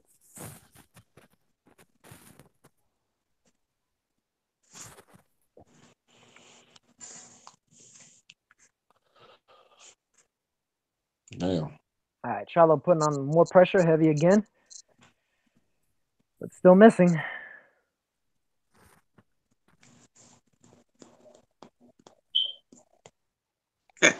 All the highlights I'm seeing are Charlo highlights. So. Yeah, they're fishing for him, man. They searching for him. Ooh, got clipped though. Harrison timed him and clipped him. Yes, that ESPN style in it. Oh, it looked like he shook Harrison up there for a second. House fighter highlights. But I don't know. That might have just been kind of an awkward defensive movement from Harrison. Now that I think about it. Get this now. Out of the last 4 rounds, they've only given Harrison 1. Fucking bullshit. That's straight garbage. That is straight up garbage. Dude's probably wearing fucking Lions Only t-shirts under their suits.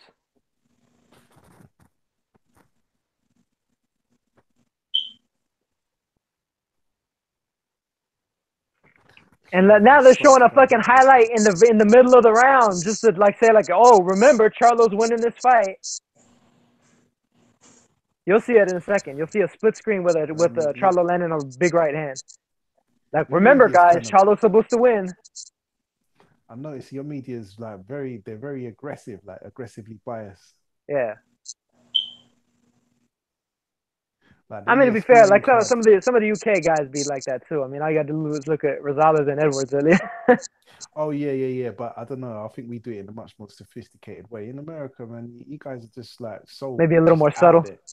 Yeah. Like the Lomachenko card. Oh, all the highlights for Lomachenko. Man, Lomachenko is the king of that. He's the king of hyperbole. Yeah. Remember what I told you last time? Salido's. It looks like Harrison's starting to get a little tired though. He's got his mouth wide open at this point. Charlo hit him with a couple of good shots just a second ago.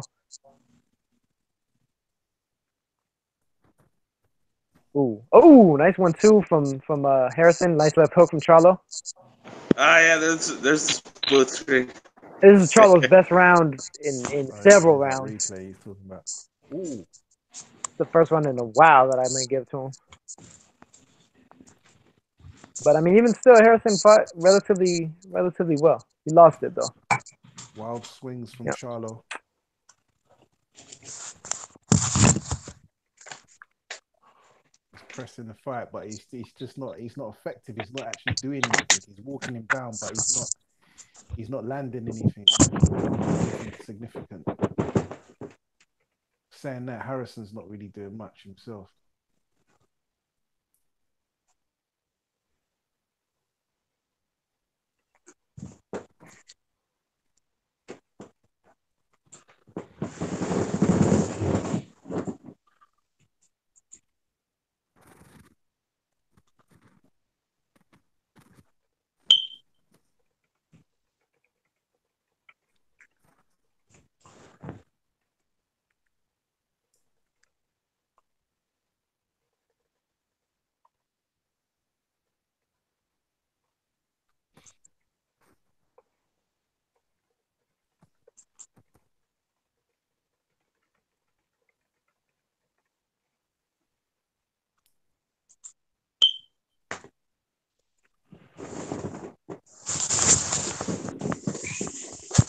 All right, round 12. Here we go.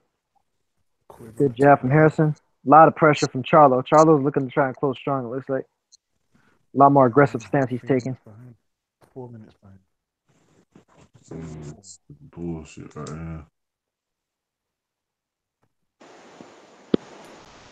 Oh, good right now. Oh, good left hook from Charlo. Harrison is hurt. Left hook. Oh, right hand. Oh, Harrison grabs the hold.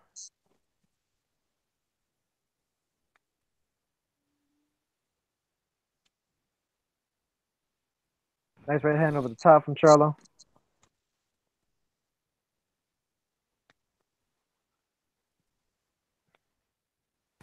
Yeah, I mean, I knew this was going to be a tough fight, man.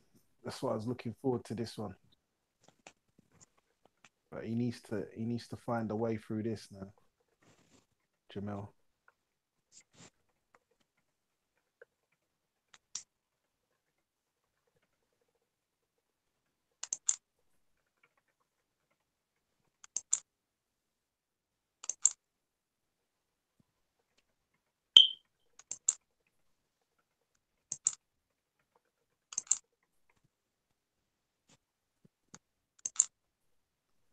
Yeah, see, he's starting to press the fight a bit more. He should have done this from day one. Yep. His ring IQ is bad, man. That's just the long and short of it. Ooh, clipped He fights one fucking way. He fights one way and no other way. Yeah, exactly. He kind of he's like he's sniping. He's just constantly sniping, hoping for that one perfect shot. Yeah. He can time.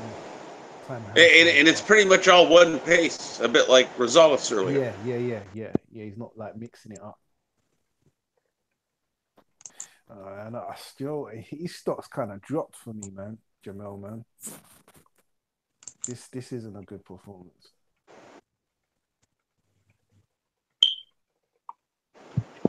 That's why he's the Bobby of the two. Nice left hook to the body from Harrison. He managed to recover pretty nicely from a little while ago. He was actually pretty badly hurt, I thought. Good luck. Ooh, good body shot from Harrison. The wild overhand. Right.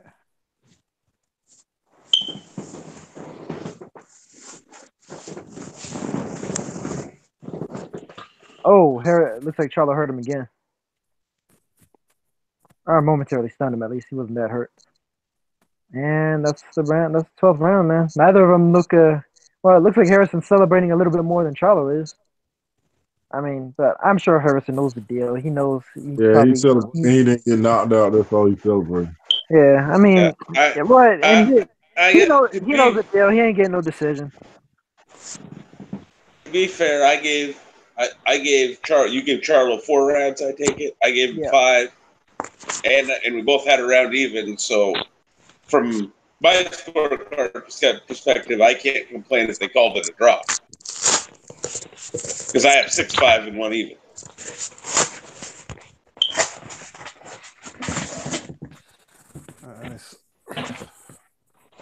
but still not not exactly a scintillating performance, Slice.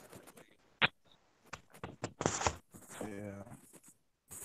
I mean, I knew this was going to be a tough fight. That's why I was saying this is the one I'm looking forward to. But...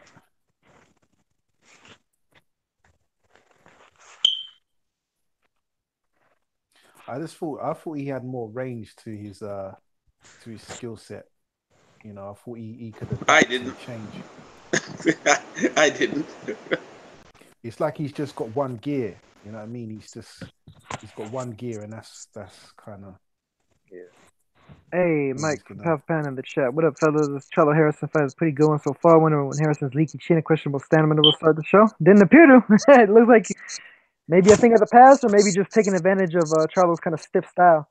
Understand that Charlo's stepping up the intensity. Harrison's starting to feel the power of Charlo. One good thing about Harrison, he has an A1 jab, definitely good jab. Quran Bread saying Charlo is a limited counter puncher with no offensive creativity. Body is strong, mind is weak.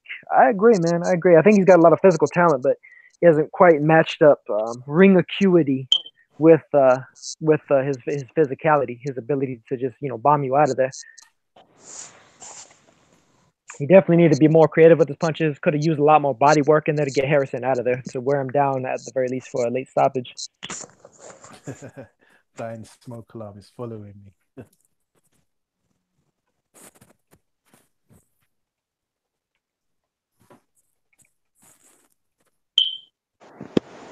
So how about you now? Do you think a draw would be egregious? No, actually. I mean, I could envision that. I mean, there was enough, I guess, close rounds where you can. Well, I say that because, like I said, you gave him 4 rounds. I gave him 5, and we both had an even round. So a draw wouldn't be, we couldn't. Neither one of us could really say a draw is that far off the mark. I don't think. Certainly, I can.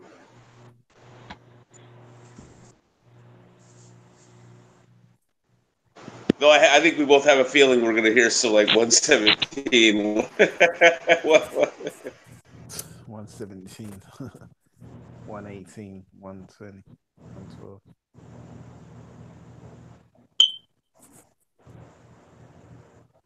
Let's see what we got.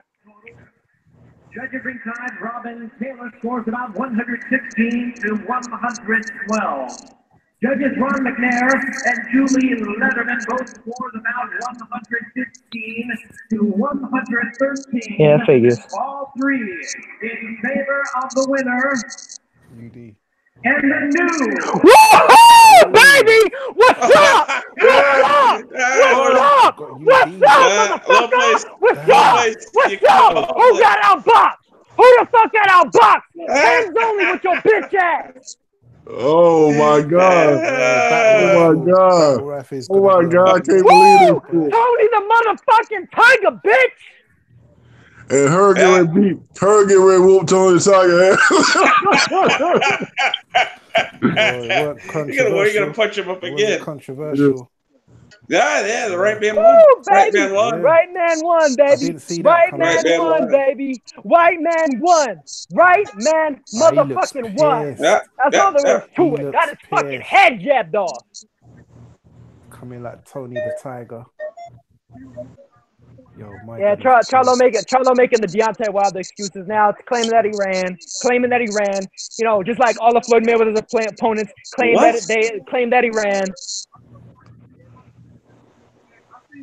If by ran he means punched him in the face. Yeah, he did.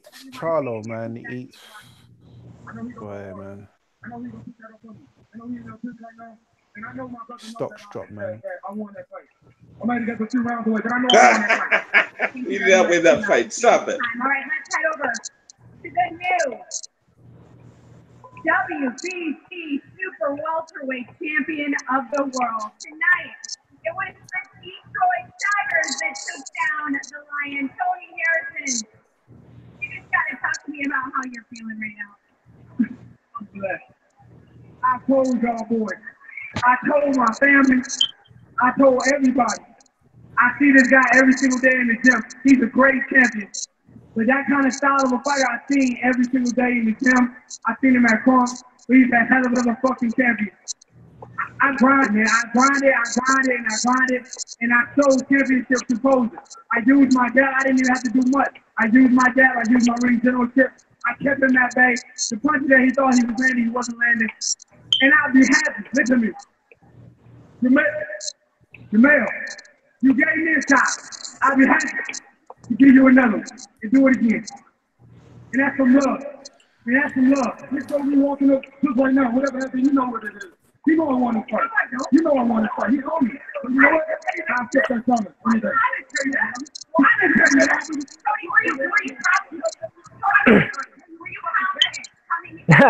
All right, man, you got that. Record that. Charlo trying to fight him after the fight, man. Damn.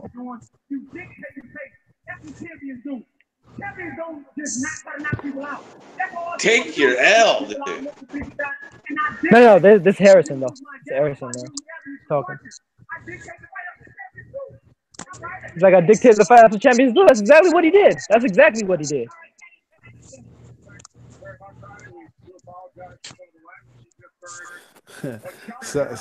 Oh yeah, shit! I forgot they're on broadcast television. That's why they're apologizing for the cussing and stuff. That's what happens when it's live, man. See, look at Larry has his bullshit ass card, man. 117, 111 for Charlo. Get out of here, man. Get out of here. Hey, man. I'm sorry, but I gotta be blunt. That's a trash scorecard. Yo, this could be the night of the upsets. Straight up. Let me go to the chat, baby. Let me peep this. Mike saying that fight was a lot closer than the television announcers ringside judges scored it. I can make an argument that Harrison won that fight, but will he get the decision? Don't know what the commentators were watching because I saw a bit of a different fight. Whoa, Harrison won it. Wow. Filipino K, damn. Yeah, man. Hey, the right man won. That's the thing, man. I'm glad for once to see A side not just get it just because he's the A side. You know, I'm really happy about that. Cause that's the thing. Like, it was close enough that you could fuck him over. You could have fucked him over. It was that close. You know, it was a Rosales Edwards type situation. You know, and so after witnessing what I've seen earlier and being kind of disappointed I even said they could have got away with a draw, and I wouldn't have had a problem with it. And the right man won, though, like you say. Right man won.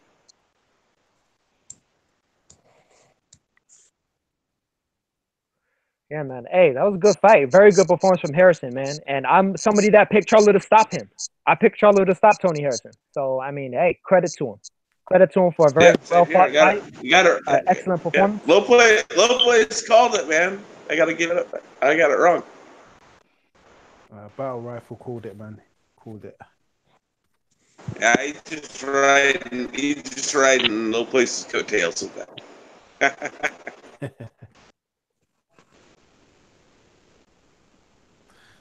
Oh, man. It's calibration there, man. It's recalibration. Hey, he better not lose. The big brother better not lose. Hey, that'll be a fucking disaster if that happens. That'll be a disaster, straight up and down. That'll be a disaster. Lord High Executioner, there goes the Herd Charlo unification fight for now. Yeah, man. Hey, you know what? Hopefully he has a rematch clause. I'm sure he probably does.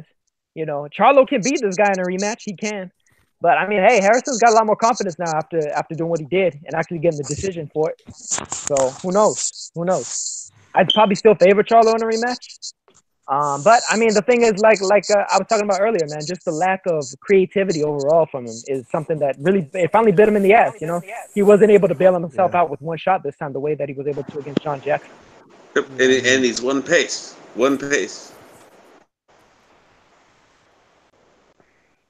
He was snap.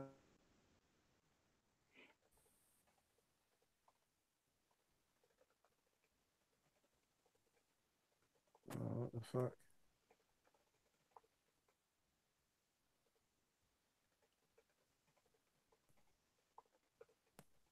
Have I just been kicked out? What's happened there? Nah, you in? You still here? No, you're here. Yeah, man, he was sniping for that shot, man, and I don't know, man. It is what it is. Right person won. It's one of them ones, isn't it?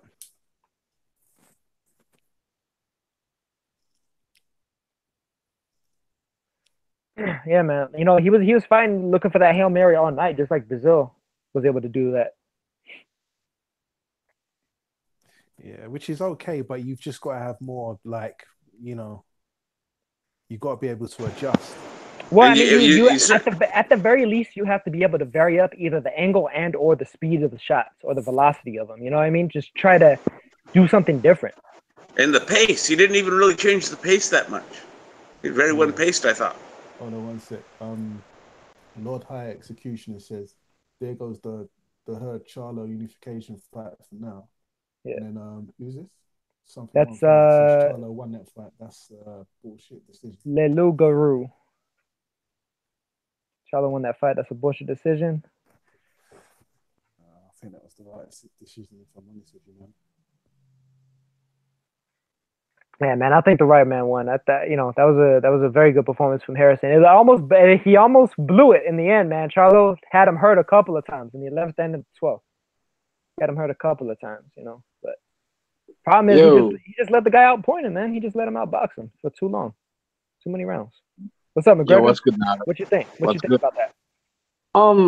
Honestly, I thought it was a great fight to actually watch. Just to be honest, like I thought it was a really like nip-tuck old school chess match. Jermel didn't do enough. To be honest, that was pretty much it. He just didn't do quite enough. He didn't have enough volume to clearly win rounds. I scored the fight 6-6. I had it a draw. I felt like he could have done more to try and take Harrison out of there, but I thought Harrison boxed a beautiful fight. I thought his jab is a thing of beauty, isn't it? It's a beautiful jab. He just needs a little bit more effectiveness with it, and he could be the real deal. But all in all, great fight. I think it should be a rematch. And yeah, I had it a draw, but I could see it going either way for either fighter. Yeah, I had it 6-5, 1 even. So pretty much right along the same lines. Now I had it. It was a tremendous fight. It was a tremendous boxing match. It was a tremendous boxing match. Yeah, like you said, excellent chess match. So yeah, I think that Jermel should have stepped up the pace from day one, and he was sniping for that. He was sniping for that one shot that would get him out of there, and it never came. And he just didn't make any adjustments to, you know, control the fight, control the pace of the fight. And I think the right person won. But I wouldn't have been mad if it was a draw.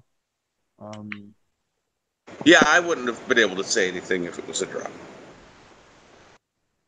Yeah, because it wasn't. I mean, this wasn't a dominating fight from Harrison. It was just like I'm gonna mute right quick. I gotta hear what hers is saying right now.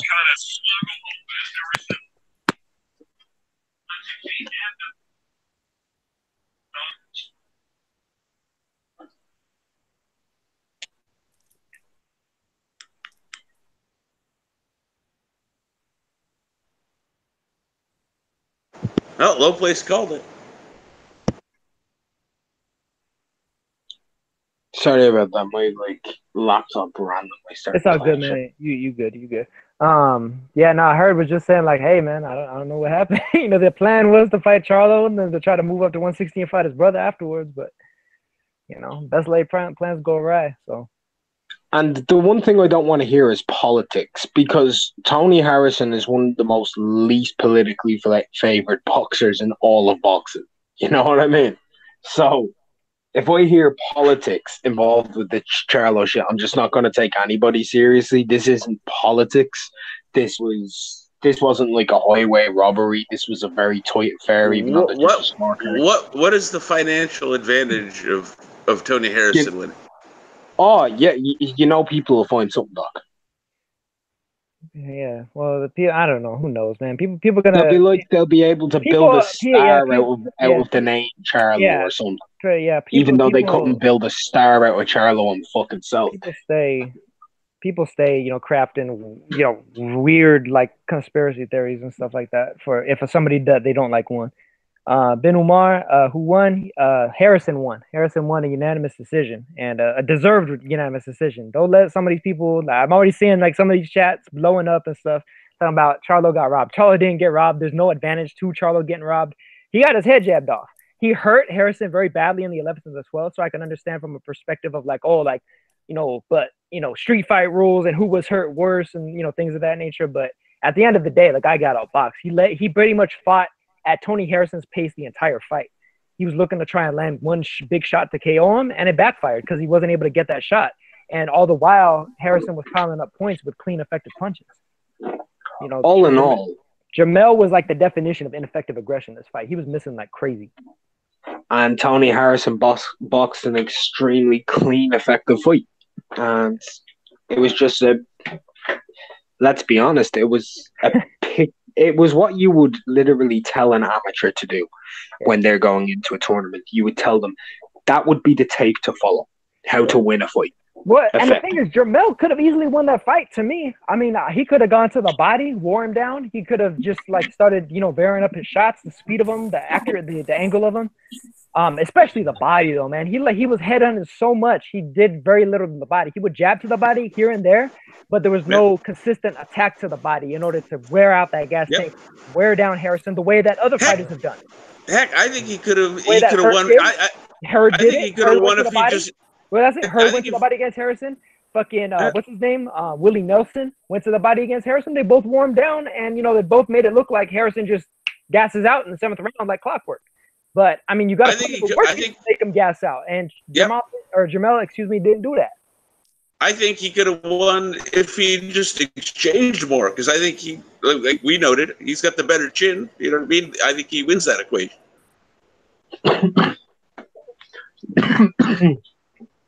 I mean, you have to get touched, but the one thing Harrison showed me is that 154 is an extremely steep division. An extremely steep division. Because if someone who was like the consensus number 2 at 154 gets beat by a guy who was like the consensus maybe number 10 or 9, and kind of in a fashion that is just quite acceptable, it tells you how steep that division is. That's the one thing I learned. 154 is hella steep. Yeah. It's another division, a bit like heavyweight, that's in dire need of the best guys fighting each other more. Yeah, for sure. I mean, the unfortunate thing, though, is that it looks like Hurd is probably going to move up out of the division maybe sooner than later, since that big money fight with Charlo is down the drain, and maybe he'll chase after the big brother. Jamal.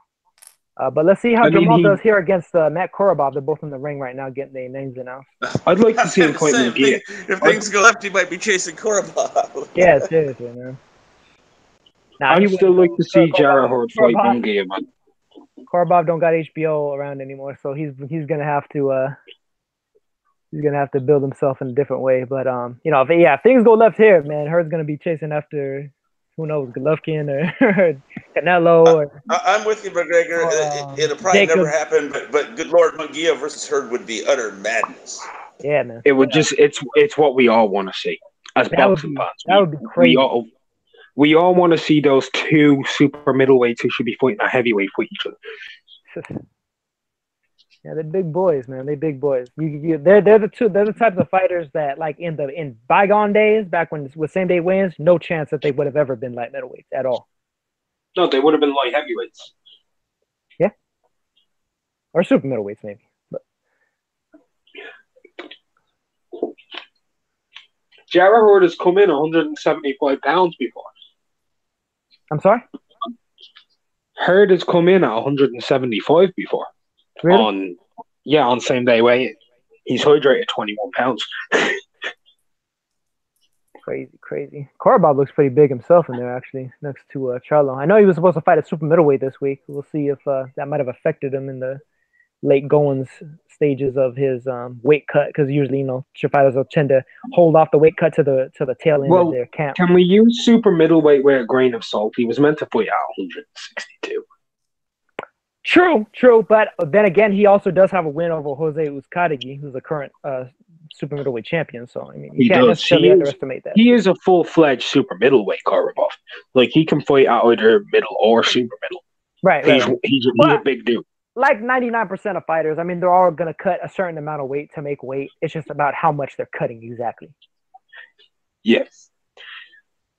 But I mean, he's solid though. So I mean, if Charlo does something dramatic here, I think that's a feather in his cap because I mean, he's looking like he's fighting a sturdy guy. And Korobov is starting off with a good jab, good left hand, to the body, left cross. Got Jermel. You can see that Jermel has a slight height and maybe a reach advantage. Korobov has relatively long arms, it looks like, though, for his height. But he's brolic as fuck, man. He's a stocky little dude. The thing that gets little, me but I about mean, it's just because he's slightly shorter than Jermel. I think Korobov has one of the best uppercuts to the stomach when people come in, and I don't think people actually praise him enough for that. He did it a lot against his Katsugi, and it kind of disrupted his rhythm. Yeah, and Uzkadegi back then, I think he was a little raw. He's a guy that didn't let his hands go enough, guy that was a little too one-paced. I think he's gotten better since then. But even still, that's still a good win for Korobov. Good left hand to the body again. Jermel missed with the a right uppercut.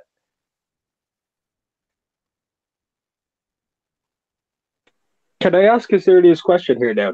What's up? Go ahead. It crossed my mind before this fight took place. Just after that loss there for Jermel, do you think Charlo might be thinking, I have to knock this guy out because my brother didn't get a favour on the scorecard, so I'm not going to? Do you think he might have a bit more nervous energy than he might have beforehand? That's a really good point, actually. I mean, you never know. It's one of those things where, like, especially your twin bro like that, like, it's a decision that I guess you at the very least think is a bad decision. It might start the gears might start turning in your head, like, hey man, like what's going on here? Is there like some political gamesmanship going on here? They're trying to take us down, or what's the situation? Just that inkling of a thought could potentially affect you. And that's a potential distraction that might give you a momentary lapse in focus that you really don't need. Especially not against a guy that's in Korobov, who isn't necessarily heralded because he hasn't necessarily gotten any big wins in the last couple of years, but is somebody that's still a very talented fighter with a good history behind him. Somebody who can beat you. Yeah, somebody who's a dark horse live dog. So he's not a stiff. He's not somebody that's an overt knockout victim. Somebody with a bad chin. Somebody with bad skills. He's one of the rare cases of an improvement as a replacement opponent. Yeah, actually. Yeah, definitely. He is better than Moreau. Nice left hook over the top from Charlo. I'm going to go up a watch this week. Nice left cross by Korobov.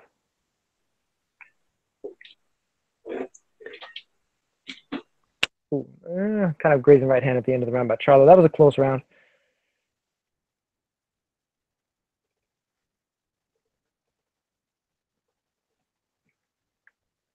Who just scored the first round to now? Honestly, I think Korobov got that. Okay. I didn't get to see the first round. I think Jermel was just not throwing enough. Played a little close to the chest. He did land a couple of good shots. That was a round though that could go his way. It was a close round. It could go either way. I personally thought that Korobov edged it just.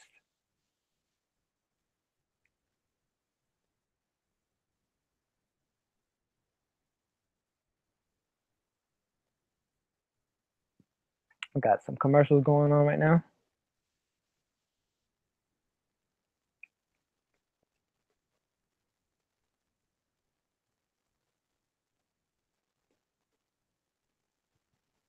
All right, start of the second. Here we go. Jermel a little bit more aggressive. Good jab from him, but Korobov is batting it down. Good little uppercut on the inside by Korobov in the clinch, and the referee breaks him. Korobov leaning down a little bit, man. Jermel might be able to time him with an uppercut. Hits him with a jab over the top, though. Good left cross to the body by Korobov. Good right hand upstairs by Charlo. Good right hand upstairs by Charlo again. Good left hook, and then a right hook from Korobov.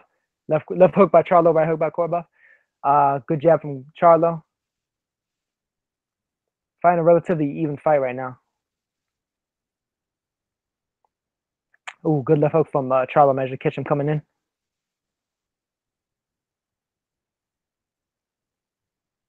Charlo sticking the jab. You know, I almost feel like Jermel maybe even like uses that jab a little bit too much as a power punch and doesn't engage distance enough with it. I think that might have hurt him in this fight. And it seems like Jermel's kind of doing the same thing, but he is landing it a little bit more consistently at this point. Nice right hand and then a left hook to the body by Charlo. Ooh, nice. That was a good shot from Charlo. He kind of stepped on his foot there, but I mean, that was still a clean shot. Good left hook from Charlo as Korobov was coming in with the left cross.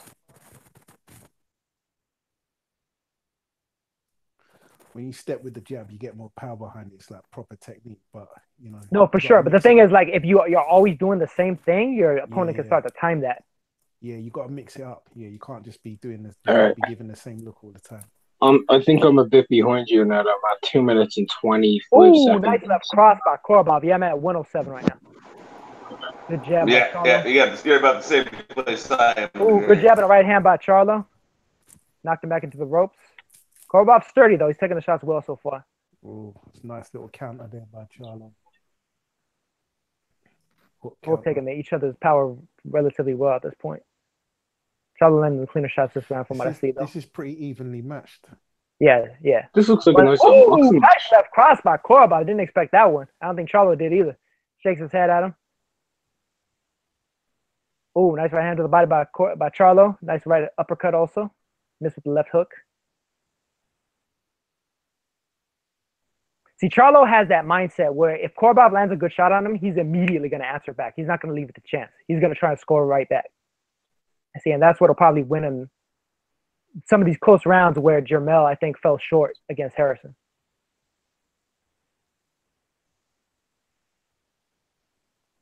This is an even round too, man. It's an even round too. Oh, it's kind of crazy shot from Korobov at the end. It's very tit for tat. I'm gonna edge that one to Charlo though. Ooh, I thought he landed just slightly more emphatically. Korobov clocked him like an overhand left.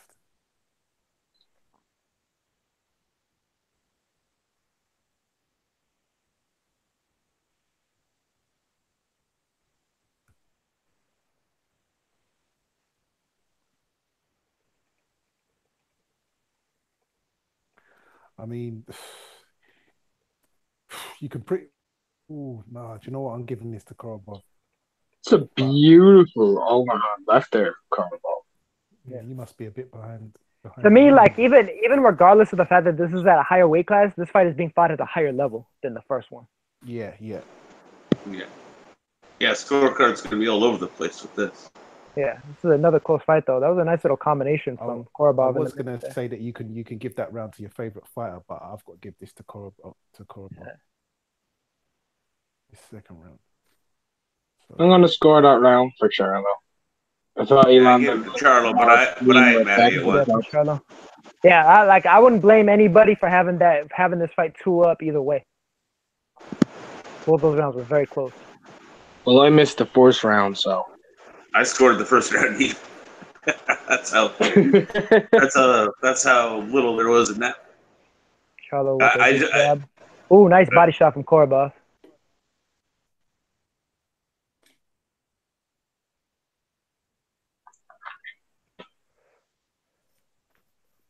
Jab over the top by Charlo. Ooh, nice right hand by Charlo. Good left hand by Korobov, and then a right uppercut by Charlo. Damn, they wobbled each other in that exchange, knocked each other off balance. Very good exchange, high level stuff. Good jab, left hook from Charlo. Good jab in the middle of it by Korobov. Good jab by Charlo again. Good left cross by Korobov. Lead left cross. Both trying to angle each other off right now. Battle of the jabs. Korobov won that one. Right hand to the body by Charlo, grazing. Both missed a couple of shots there. This jab by Charlo. This left cross by Korobov, but a follow-up right hook landed, and left hook landed by Charlo.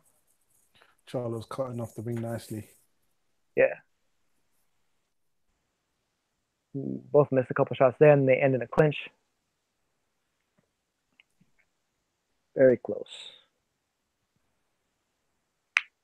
Both misses right there. Ooh. But they're both playing it Ooh. just close enough to the chest that they're falling just short with the jabs. Korobov kind of stumbled. They both kind of stumbled. Yeah. You see what else seen? Yeah.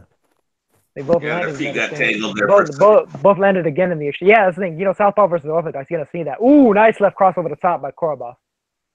One of the better shots of this round. Maybe it'll steal it for him. Well, this is another close round, man. Yeah. Very competitive fight. Ooh, another left cross from Korobov. Korobov is stealing it with that. He's stealing it. Charlo needs to answer back. Grazing right hand from Charlo. Not quite enough. He needs to land another big shot in order to try to steal it back. Korobov is winning it so far. Just slightly. Just slightly. But Korobov is tagging Charlo, man. He is tagging him. Yeah, good job from Charlo. And he's taking that step to the right after he scores to take himself completely offline. And Charlo's got to reset. Yeah. Yeah, man. Woo! Look at that left cross. That was nasty. Both these guys got a lot of chin. It's not like the last fight, man, where you have Harrison's big power versus Harrison's dodgy chin. Both these guys got power and both these guys got chin. You could tell because they both taken some solid shots from each other and haven't buckled yet. This is going to be a situation where if one of these guys gets knocked out, it's going to be from being both fatigued and hurt at the same time. Charlo just took it on the chin.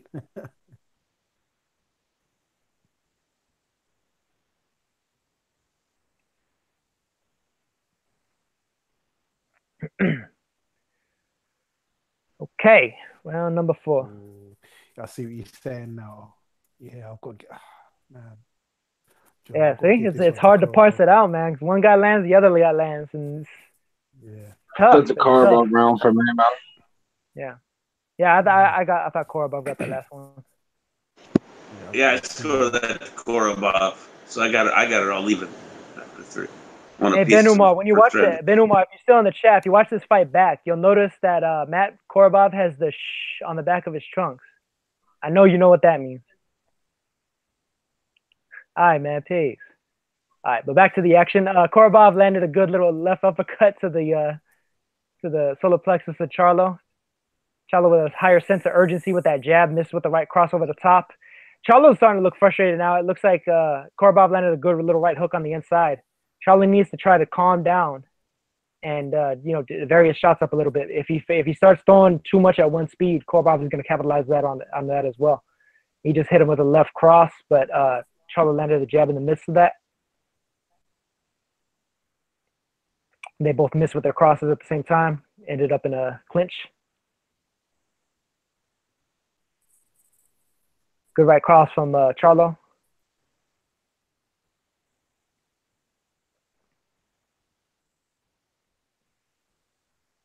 See, that's the thing. Charlo can catch Korobov. Korobov is kind of leaping in with those shots, and he's doing it the same way that he did against Andy Lee, where Andy Lee was able to eventually catch him with that big right hook.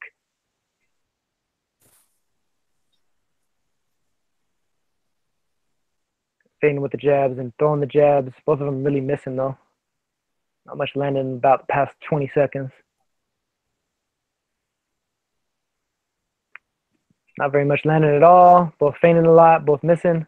Ooh, nice little left hook from Charlo. Caught him as he was trying to angle out.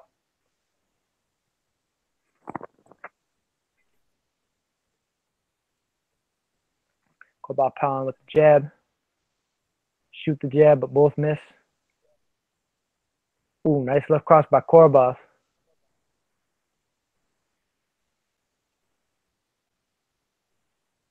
Both missing. A bit of a standoff between these two. Left jab to the body by Charlo. Maybe a little something different. Charlo standing almost completely still for a second before he throws another attack, but misses both. Korobov very defensive also. Not really throwing very much. Ooh, nice left cross by Korobov. He's kind of flummoxing Charlo at this point.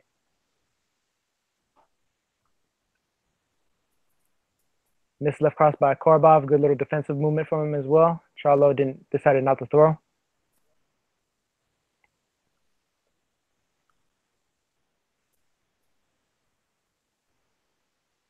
Okay. Close round, Korobov. Oh, Charlo just landed a little hook to the body and a hook upstairs.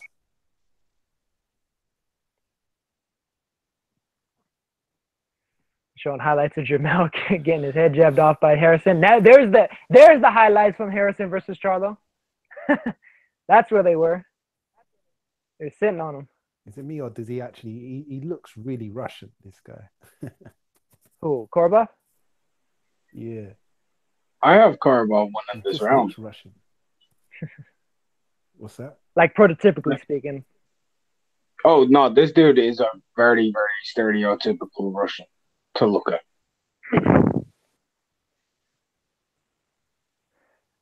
Well, I wouldn't necessarily say stereotypical, maybe phenotypical.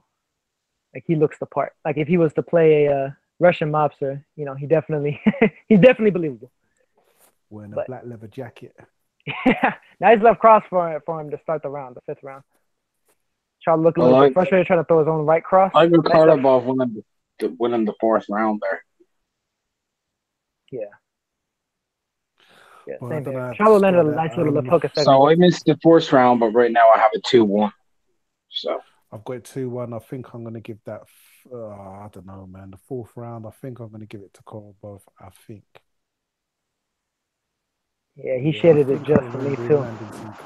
The problem right now is Charlo, it seems like, is waiting a little bit too long, and he's almost falling into a similar trap, albeit not as bad as his brother, where he's kind of throwing everything a little bit too much at the same pace and at the same angle. Nice right hand to the body from him, though. Sorry about that? Sped up, man. Oh, I don't know. Yeah, I've passed long by it for me now. Left cross to the body by Korobov. Right cross to the body by Charlo. Charlo coming forward behind the jab. Ooh, nice right hand to the body by Charlo. Dug it in. Korobov took it well, though. Good left cross to the body by Korobov. Good right hand to the body by Charlo. Charlo should probably start digging into the body himself right now. Larry Senior has Korobov up in this fight, 39-37, same score as me. So in spite of my criticism for the first fight that Larry Hazard scored, it looks like he might have got some sense knocked into him. Some reality might have struck him, and I think he's scoring this fight accurately. But I mean, I think this is a more even fight than the first one was. So I wouldn't be necessarily mad if somebody had the fight maybe 2-2. Or maybe Charlo 3-1 is maybe a little bit stretching it. Oh, nice left cross by Korobov. See, Charlo was doing well this round, and then he's letting Korobov take the play away from him. You can't let him do that. The good right hand to the body by Korobov in the clinch. Charlo was winning this round, but he's letting him take the play.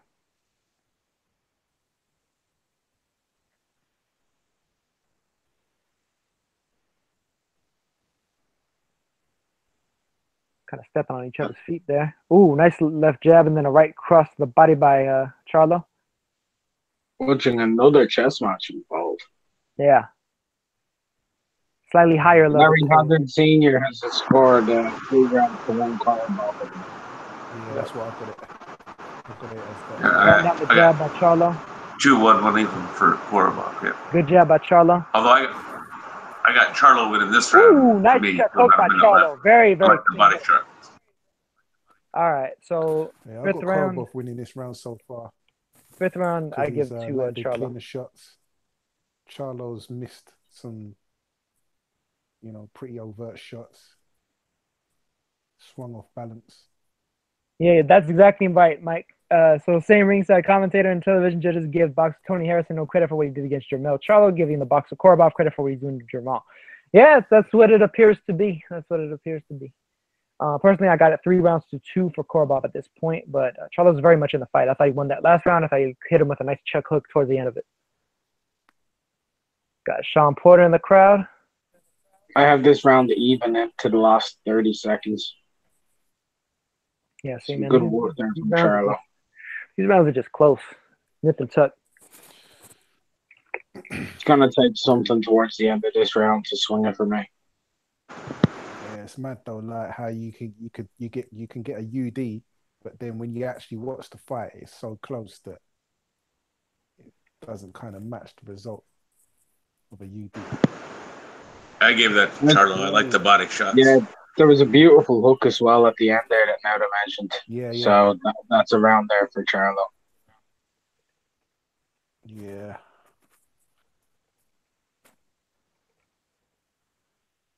Don't know what's up with all this blonde hair and Ooh, nice right over the top over by yellow Korobov. and orange hair.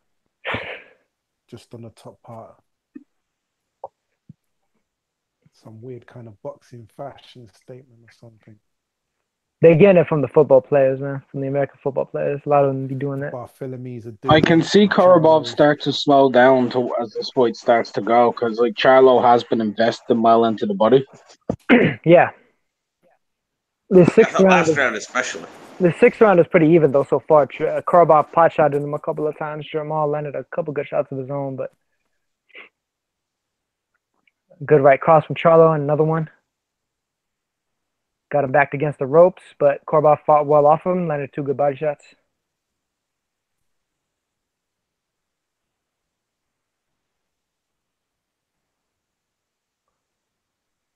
Right cross to the body by Charlo.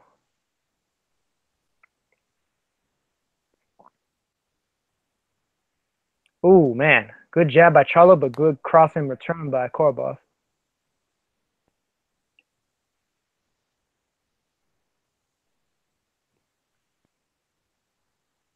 Standing off. Missed a hook from Charlo. Good idea, though, going to the body. Left hook upstairs by Charlo.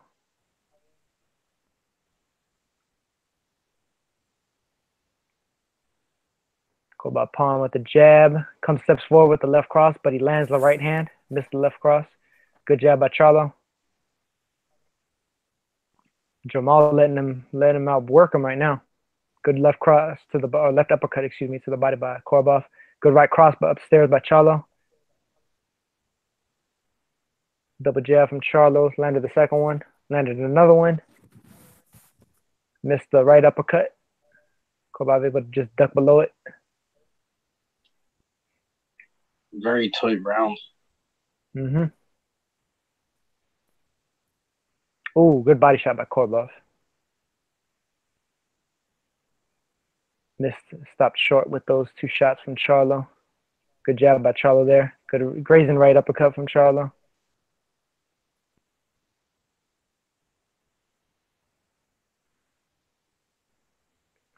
Man.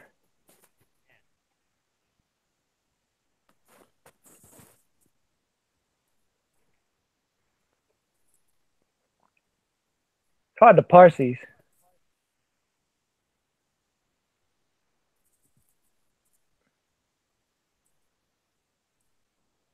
Some beautiful work. Been showing some highlights of Matt Korobov now at this point. They're showing he's 35 years old, height 5'11". It's almost like they're trying to show like, oh yeah, by the way, this guy's actually a pretty good fighter. All of a sudden, it looks like because they think that he's actually in the fight, and he definitely is. He definitely is, man. I got him up 4-2 at this point. I'm watching the first round in between the rounds. There you go. Just so I can score effectively. Yeah, that was just a nice left cross from Korobov right there, man. Made Charlo miss with the jab. Got to him first.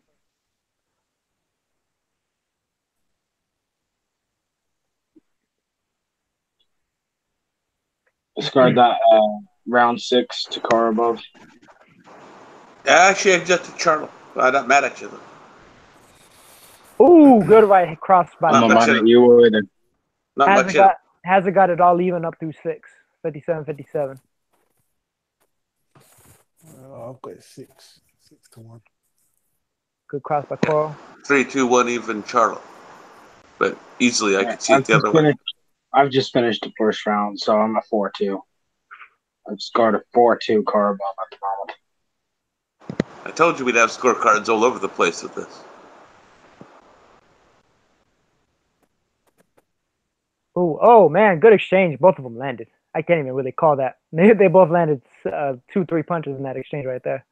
Ooh, nice right cross by Charlo. That maybe didn't shake him up, but definitely got his attention. Oh, they've got Ray Boom Boom Mancini there. Yeah. Interesting to see Ray. It's been a while. Yeah. He has a very sad career. Mm-hmm. Made good money though, considering his level of quality. Great double job at the start of this round from Charlo. Nice job to the body as well. It was a good hook from Charlo there. Ooh, Charlo had a good opportunity right there. He didn't step on it though. Good jab from him. Charlo had him wide open for a shot, but he didn't take it. Good left uppercut to the body by Charlo. Good jab by Charlo. This left hook in the right also. Charlo is controlling the 7th round. Good jab, snapped his head back. Doesn't have too much control on it, just enough to win it, but not necessarily in terms of domineering the fight at this point. Well, he's definitely fucking dominating this round.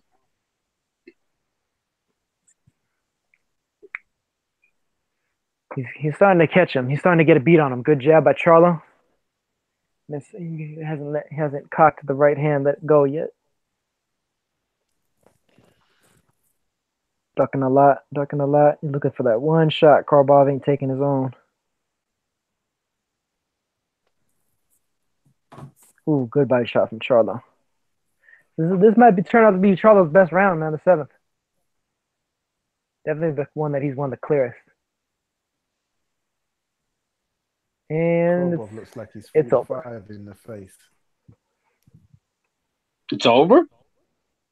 No. The round is over. Oh, I was gonna fucking say that was very anticlimactic. Yeah, the fight might be turning a little because of the stamina, maybe, or yeah, and a combination of that and Charlo working him out. I think It looks like Charlo struggles with southpaws. The way this goes, fighting. Anyway, he's struggling to get the foot in. He's struggling to your point there, he had a lot of trouble with Austin Trout. I had that fight a draw. Yeah, that might be like an angle issue for him, like consistently. He landed really nicely in that round, though. Yeah, I gotta give round 7 to Charlo. Well, unless Korobov drops him in the last 15 seconds. 6. I'm giving round 7 to Charlo here. Yeah, to Charlo round. So it's 4-3 right now, Korobov on my card. Good 1-2 by Korobov. Good jab by Charlo. Right hand to the body by Charlo. Good exchange from both of them. Both landed. Right hand to the body by Charlo. Ooh, good left cross to the jaw by Korobov. Missed right cross upstairs by Charlo. Good uppercut by Korobov. Nice right cross by Charlo. Got hit with a grazing right hook, but he landed that cross cleaner. Good jab by Charlo.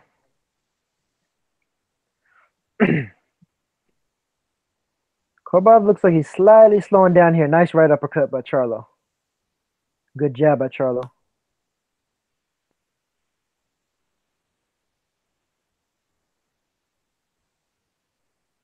Good uppercut by Charlo. Missed the left hook. Good jab by Charlo. Korobov trying to jab back but missed. Missed the left cross also. Grazing right cross by Charlo. Good left cross by Korobov. Best one in a little bit.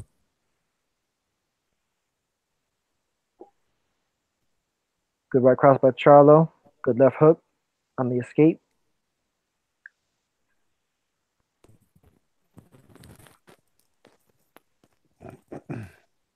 Ooh, yeah, both kind of landed grazing shots there. Kind of knocked each other off balance, but they didn't really have the balance in the first place.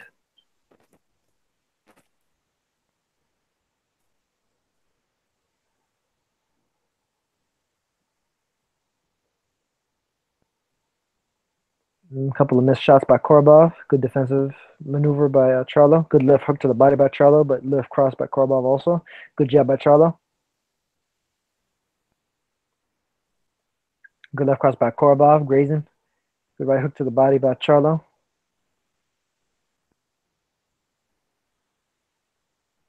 Good jab by Charlo. Got his head back. Ooh, a little bit of a head clash there in the midst of that. Very slight.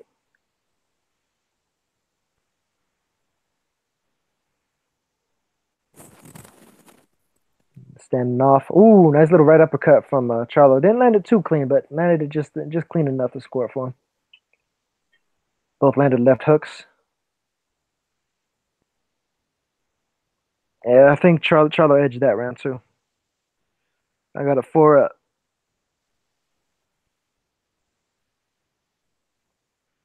They showing Tony Harrison leaving the arena, getting some dap from the crowd, getting some respect, man. Hey, shit, he earned it. He earned the shit out of that. Big, big upset. Matter of fact, that might be a contender for upset of the year. At the very least, a contender. It's a contender. Might be. Yeah, definitely. Definitely Yeah, contender. contender, but I wouldn't vote for it. Yeah. Honorable mention, maybe.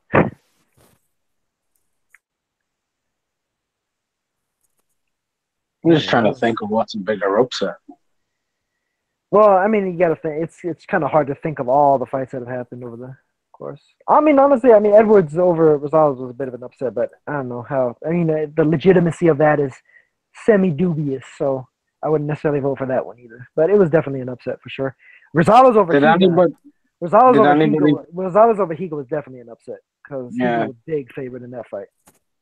Did anybody think Warrington would beat Selby? Butler over Taguchi was a big upset.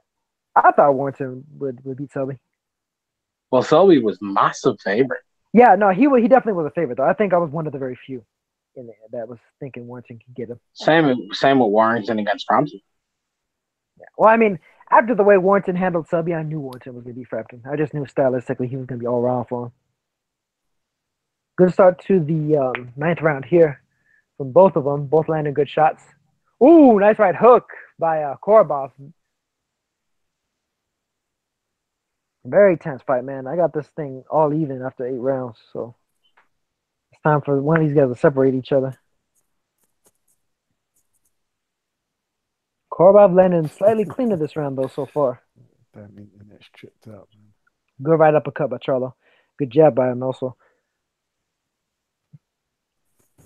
Good right cross.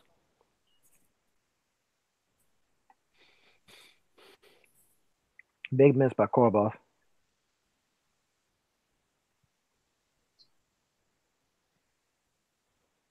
Ooh, nice right cross by Charlo. Good little left hook also. Taking the play back. I'm just at the beginning of round 9 and I've scored it 4-4. Good jab by Good Charlo. work to start this round from Korobov. Double jab. Ooh, nice right hand by Charlo. Good little pot shot. He managed to catch him. But they stepped on each other's feet and Korobov looked down and Charlo sprung on that moment to hit him with a right hand. Good instincts. Yeah.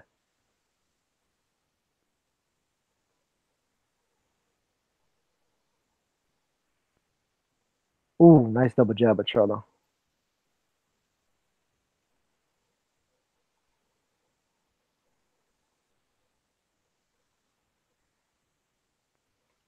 A lot of feints from both of them. Both very standoffish at this point. Both kind of grazed with those shots, hooks. If Korobov beats Charlo, is that a contender for upset of the year? That one's a hard one, man, because, Korobov is definitely a live dog. He's a guy that's beaten a current world champion, so... the thing is that this fight came up on short notice that it's hard. It's hard to really... Yeah, I wouldn't say it's an upset of the year. Korobov, I knew Korobov was going to be a tough fight. Yeah. So it's not going to surprise me if he wins. Well, like prior to the fight starting, he wouldn't. Anybody that's watched boxing for more than 2 or 3 years knows who Korobov is. So, that he's a legit challenge. All right, I edged that round to Charlo. This is a very, very close fight. this is an extremely close round as well. Yeah, I've actually seen this round for Korobov, but I have Charlo ahead by a bit. Although Korobov's kind of getting screwed by me having the first round even. Wait, the punch stats are saying, oh, it's just disappeared.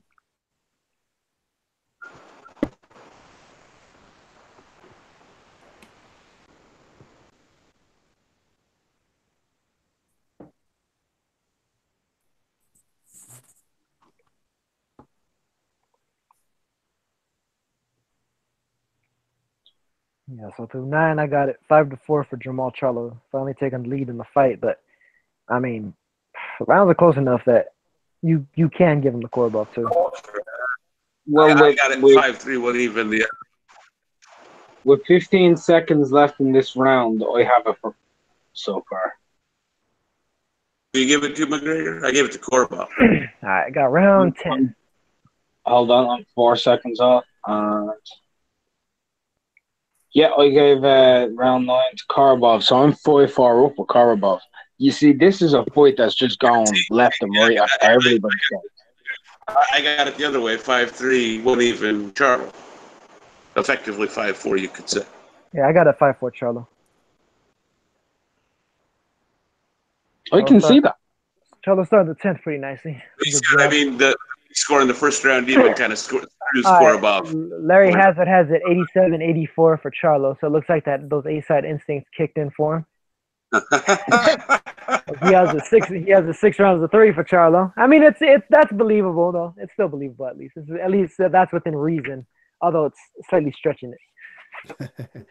EJ Boxing Live in the chat. He says, "Where's the link?" Oh snap! EJ. Let me shoot it down there. Yeah, and then Carlos says, Carlos Rosales says, "How are people saying Charles is ready for Canelo?" Hold up. Let me find it. Shit. How do I get the link again? Oh yeah, I got a plus person. Copy that. Take my eyes off the fight, man.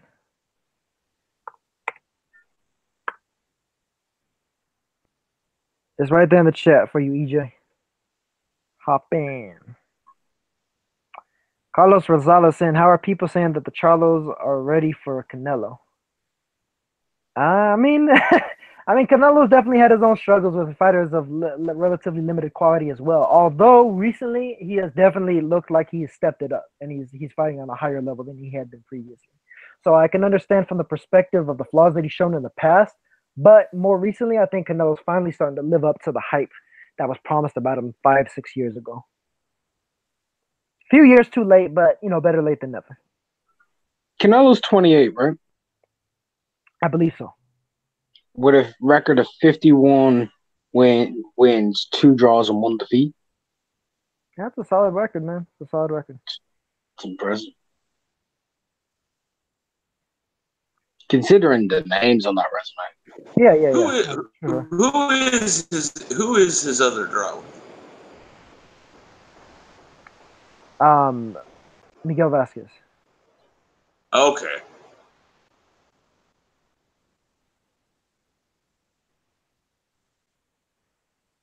Charlo, man. This is another close round. That was another close round. I think I edged that one to Charlo, though. What's scared on people? Hey, someone is what's scared on the panel? What's up, BJ? Gregor, Charlie Brown. Now, what's scared on, bro? Like, I sent you a link, bro. I just come back from the press conference. But anyway, like, give me a link for the fight, innit? I haven't got a link for the fight. Anyone got a link? Drop it in the chat. I'll put a link in the chat. Yeah, bro. We got PJ. We got PJ. Yo, what's up, Doc? What's EJ, we got some reverb. Not much, man. I've got some what? You got some reverb. You're echoing a little bit. Fix that up. Get it popping. Yo, EJ, we might be really witnessing a historical night, man. Both Charlos may be getting dethroned tonight. Them man run them out too much, bro. It's a night of the upset. Like in Frampton got done with. Hey, Derek. Hey, the dog. Hey, listen. Don Charles is. Hey, Ooh, hey. big left cross by Korobov. That man is hurt over there, you know. That man is hurt, bro. That man is hurt. That man is still in the change room now. Nice one. That man is still in the change room now. You think I'm joking? That man in the change room still now. Korobov. I have this with a draw going after the 10th round. Oh, nice one, Doc. Yeah, because I got a 6-4 for Jermel. Anyone put money down? Anyone put money down on this team? Nah, I didn't. I didn't put money on this one. The only one that called it the Tony Harrison thing, I have to admit, was low place. Battle did too. Battle was a team, bro. That's my player there. Battle was going out on the limb, man. He was going out on the limb with that one. Battle, bro. That guy's he was here earlier too. He had to miss it though. I guess he was at work. He was on a break. Hey, you the hangout, right? He was a Lopez's hangout, and you hear him arguing with his brother. Have you ever heard him argue with his brother? It was fucking funny, bro. Nah. It was big right hand to the body by Charlo. Looked like I think I was there for that. You heard it, McGregor. Yeah. Who was arguing? What Battle was arguing with his own brother? Yeah, and the twist, they both sound the same, bro. Like it was. Oh yeah, no, I've heard his brother. I wasn't there earlier, but I've heard him. I've heard him. Yo, get you stop doing that, and they did this. It was fucking funny, man. Because his brothers doesn't as open as him.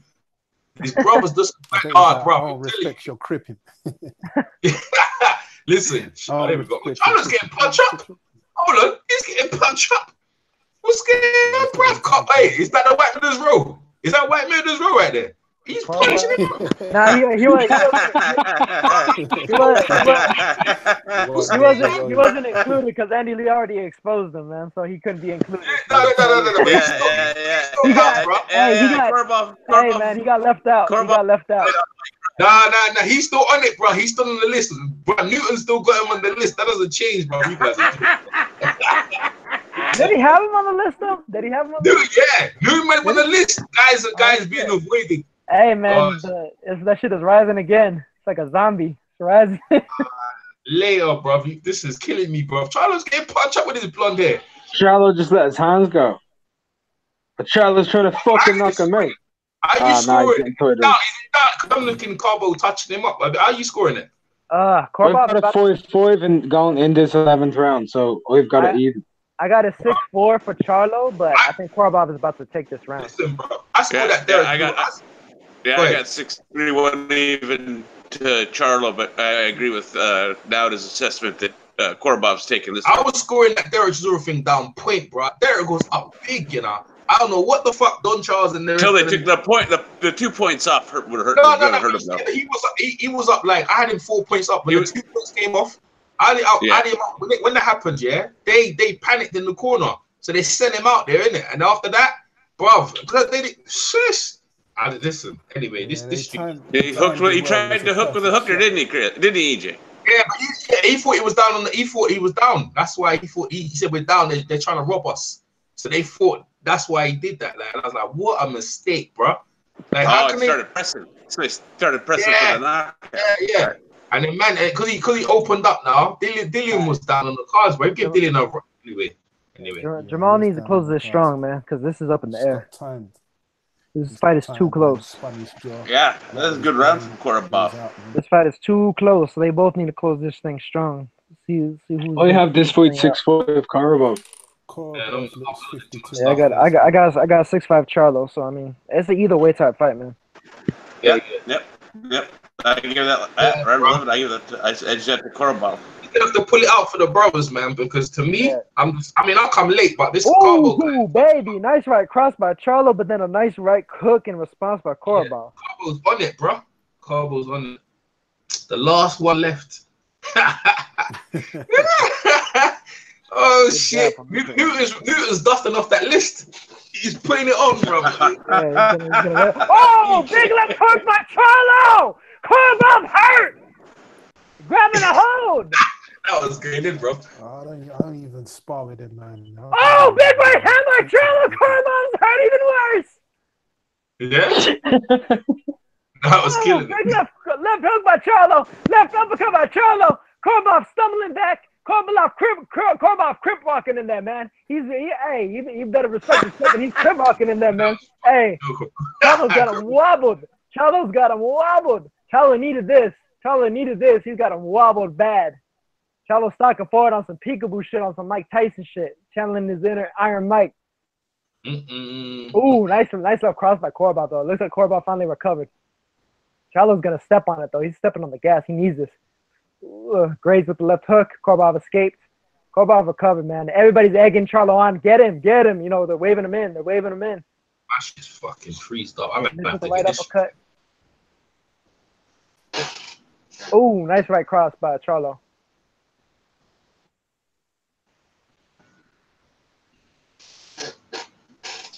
My connection. He did almost the same dance Andy Lee made him do. Ooh. Yeah.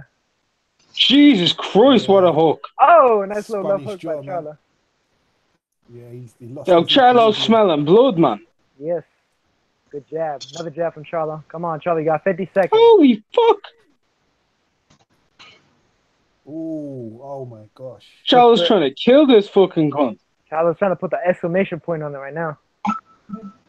Yeah, trying to close the He show. landed about 6 clean shots that would have knocked Amir Khan out straight. 6? I've seen about 600 clean shots. Fucking hell. Ooh, nice cross by Korobov, and another one. Good left hook by Charlo, though. Well, but Charlo needs it, though, because he's down on the cards, though, isn't it? Probably, isn't it? Oh, well, not necessarily. He's only down on weight card. This has split decision written all over it. Good right hook cross by Charlo. Bro, he might pull it out, bro, but he has to. Down on the cards, he was getting punched up to him. Oh, big left hook again by Charlo. Korobov running back. Korobov running back like doing a route. Okay, and it's over. He managed to survive. Hey, man. I got Jermel pulling that one out. 7 rounds to 5. Jermel Charlo. Bro, I was 1 round, 2 rounds, and I got cardboard. Yeah. I got 2 rounds and I got cardboard with the fight, bro. I said it. I called it at the beginning, EJ. I said there's going to be scorecards all over the place, and it's not going to be much to, it ain't going to be like, the thing is, them man, they're worried about like how they look. I scored a draw. 6-all. Like them man worry about how they look too much and they're putting that work in it. At some point, you take your eye off the ball. This is what happens in the game, innit? You're gonna get. I've scored 2 draws tonight, man. I've scored 2 points. This is the better. This is one. Is this the one wants Triple G? Which one is the one who wants Triple G? This is the good Charlo. The Bobby Charlo is the one that lost. Triple G would take that fucking take thingy. He would take that cardboard all day, bro. He'll take that quick, bro. And he'll take Charlo as well. After watching this, he'll definitely be on Charlo. People talking about how Triple G don't want. Triple G will be on it all day, man. After this, man. Maybe they did it on purpose. I don't know. I think even Canelo's probably going to be rubbing his hands together. Canelo as well? That last round was like Charlo was on a 1-man mission to like fucking destroy the KGB, man. Fucking hell. Pablo's face is broke up, isn't it? Broke up like Jacob's crack up biscuit. Look at his face, man. He's 45 in the face. How old is he? Did you say like a Jacob's biscuit? Cracker biscuit. Bro, and he's dry like it as well. Needs some juice, bro. Man needs to hold some juice, bro. Like, look, his face is broke up, bro. Typically, he looks like a Russian, man. Definitely. Yeah. But his face, look at his face. His face is hard, bro. That's what I'm saying. I'm not gonna lie though. He looked like he's pretty good. Man. Yeah. I'm waiting. Interested in the scorecard now. Turn up the scorecards. Let's see what's popping. Yeah. I'll turn it up once they announce them.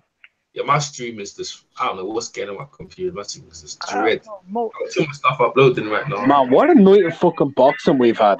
What a fucking night. Yeah.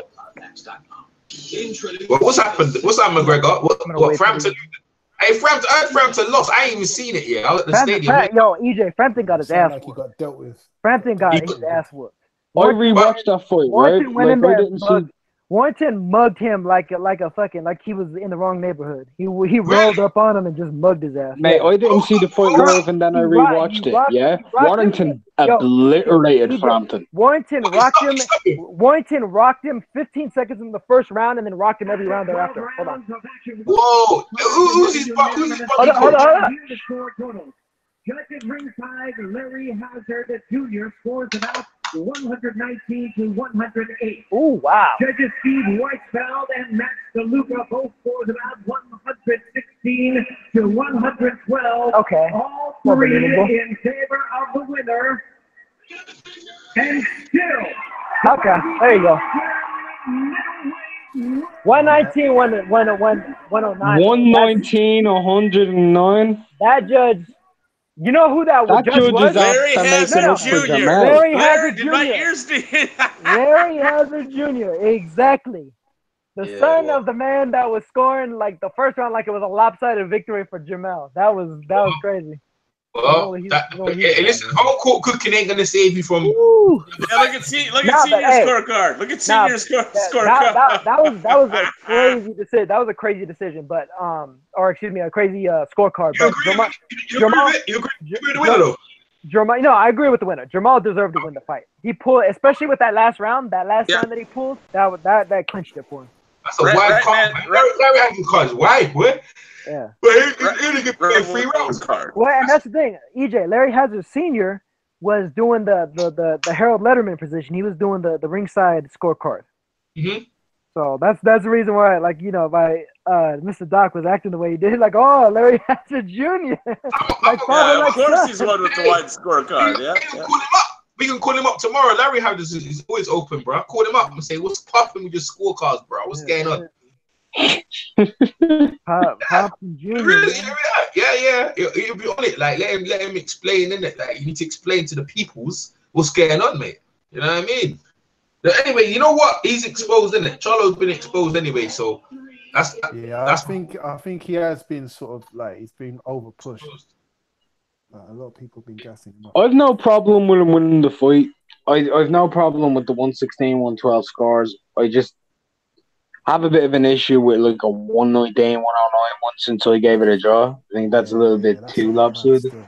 Yeah. I think he's definitely Newton's over there. Newton's over there dusted off the and it's back on it, bro. How these guys are getting marginalized and stuff. Yeah, mate. He's on it. Carpio. He's gonna be on it, bro. Anyway, man. What night of boxing? It's been epic night of boxing, bro. I swear down, bro. Like so much ups and downs and turns. Newton's over there singing "Leader of the Gang," guaranteed.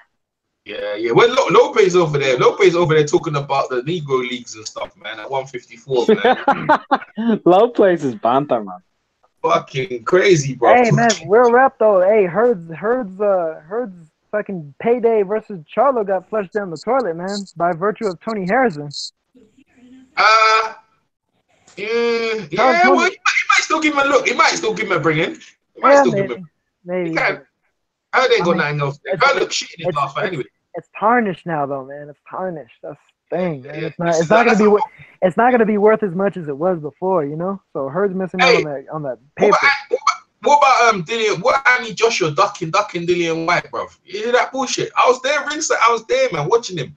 Nah. If the crowd wanted it, Andy Joshua's going on funny, bro, these days. You know? Well, I mean, honestly, I think Joshua at the very least was at the very least trying to pose as though he wants the Wilder fight. Maybe he does, maybe he doesn't. I'm not sure, but I mean that technically is kind of the right thing to say. To want Wilder and then Dillian White would be second choice.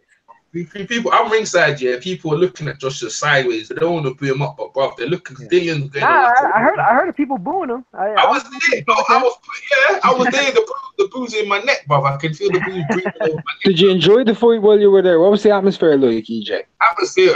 Bro, I'll put it up. Yeah, the atmosphere was crazy, bro. Like, but you see them people drinking and taking lines of coke.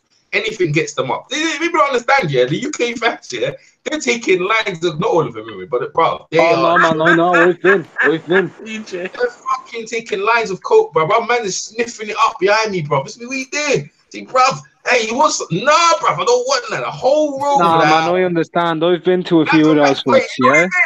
Hey, their favorite film is that fucking what's his name, Scarface, bro. Man is on that shit, bro.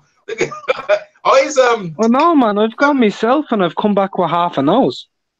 You on it as well, innit? Fucking hell, McGregor. Hey, look, it's Keith Fellas. Man, I'm only 20 fucking 5. Give over. You guys are funny, man. Like, hey, what's hey? No, What? I have the right to make mistakes and become a drug addict for a couple of years. Keith Emma's talking right now. You got that? Are you still talking? Or you... Back in the ring, back in action. We just want to get this momentum going. And January 26th is the start of that. Jose Cito Lopez is a very game fighter. He has tremendous experience. He's in shape. He wanted this fight. He says he's coming for me. Oh, he's fighting Jose Lopez. Thanks very much, Steve, for joining us. Let's head back to Greg. I took a picture of that girl. That's the big thing in it. Sky in it.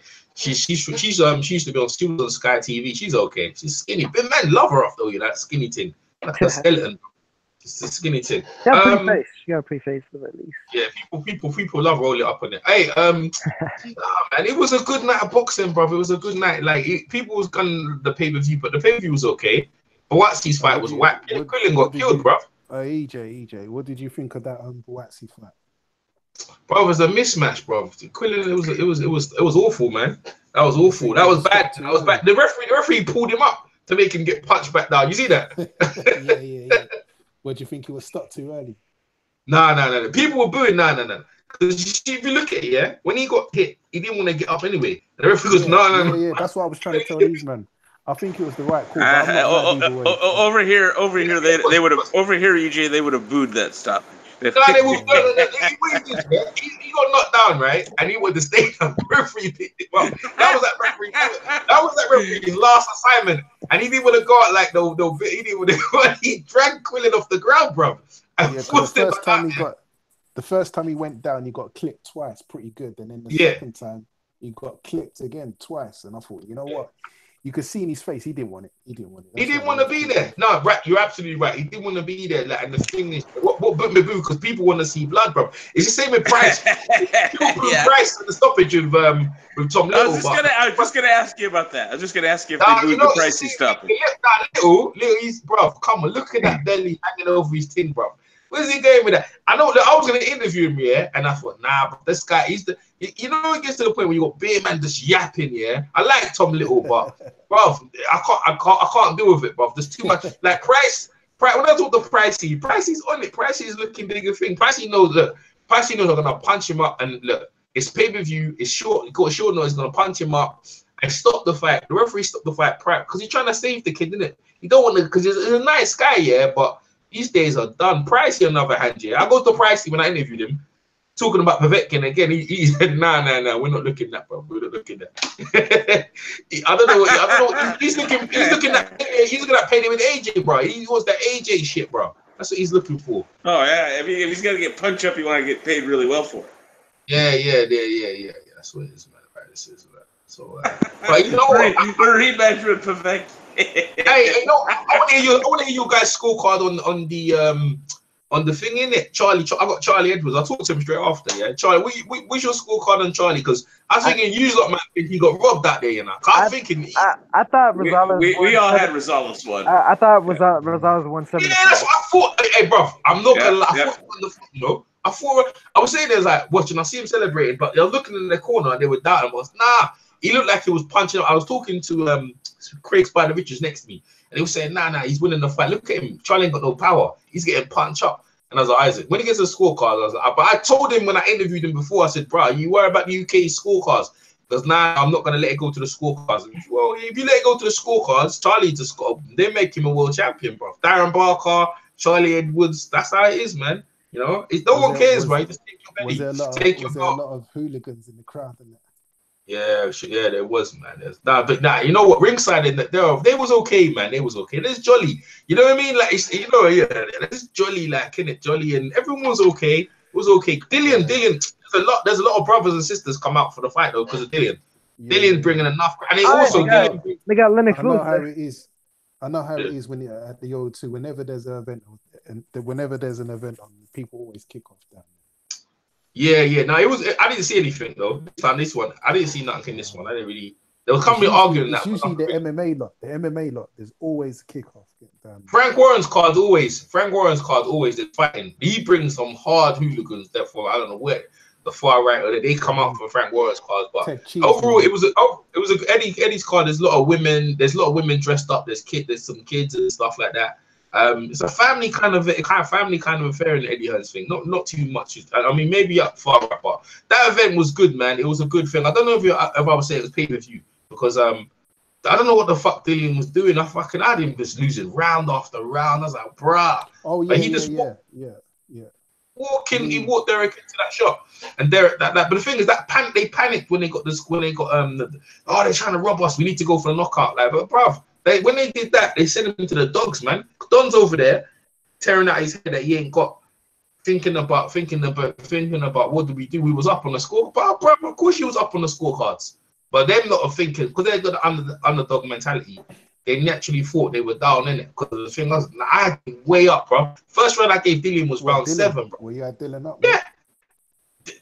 Dylan, I had Derek way up. I gave Dylan 1 round 7. The judges had the same. When they deducted off the points, right? When they deducted the points, they gave him more rounds than I did, yeah. So it cut down, so it was 2 points up, yeah. And this is going into the last round of that. Why did you just send him to the dogs? It's like, bro, it's just there, innit? They're just sitting there scratching their head. They ain't got no more. But that's boxing, innit? You make decisions, innit? You make the wrong decisions, and you send your kid to the dogs, man. Just the way it is, man. Beautiful time. It was a beautifully timed shot. Yeah. He was walking him. I knew he punched with him. Yeah, no,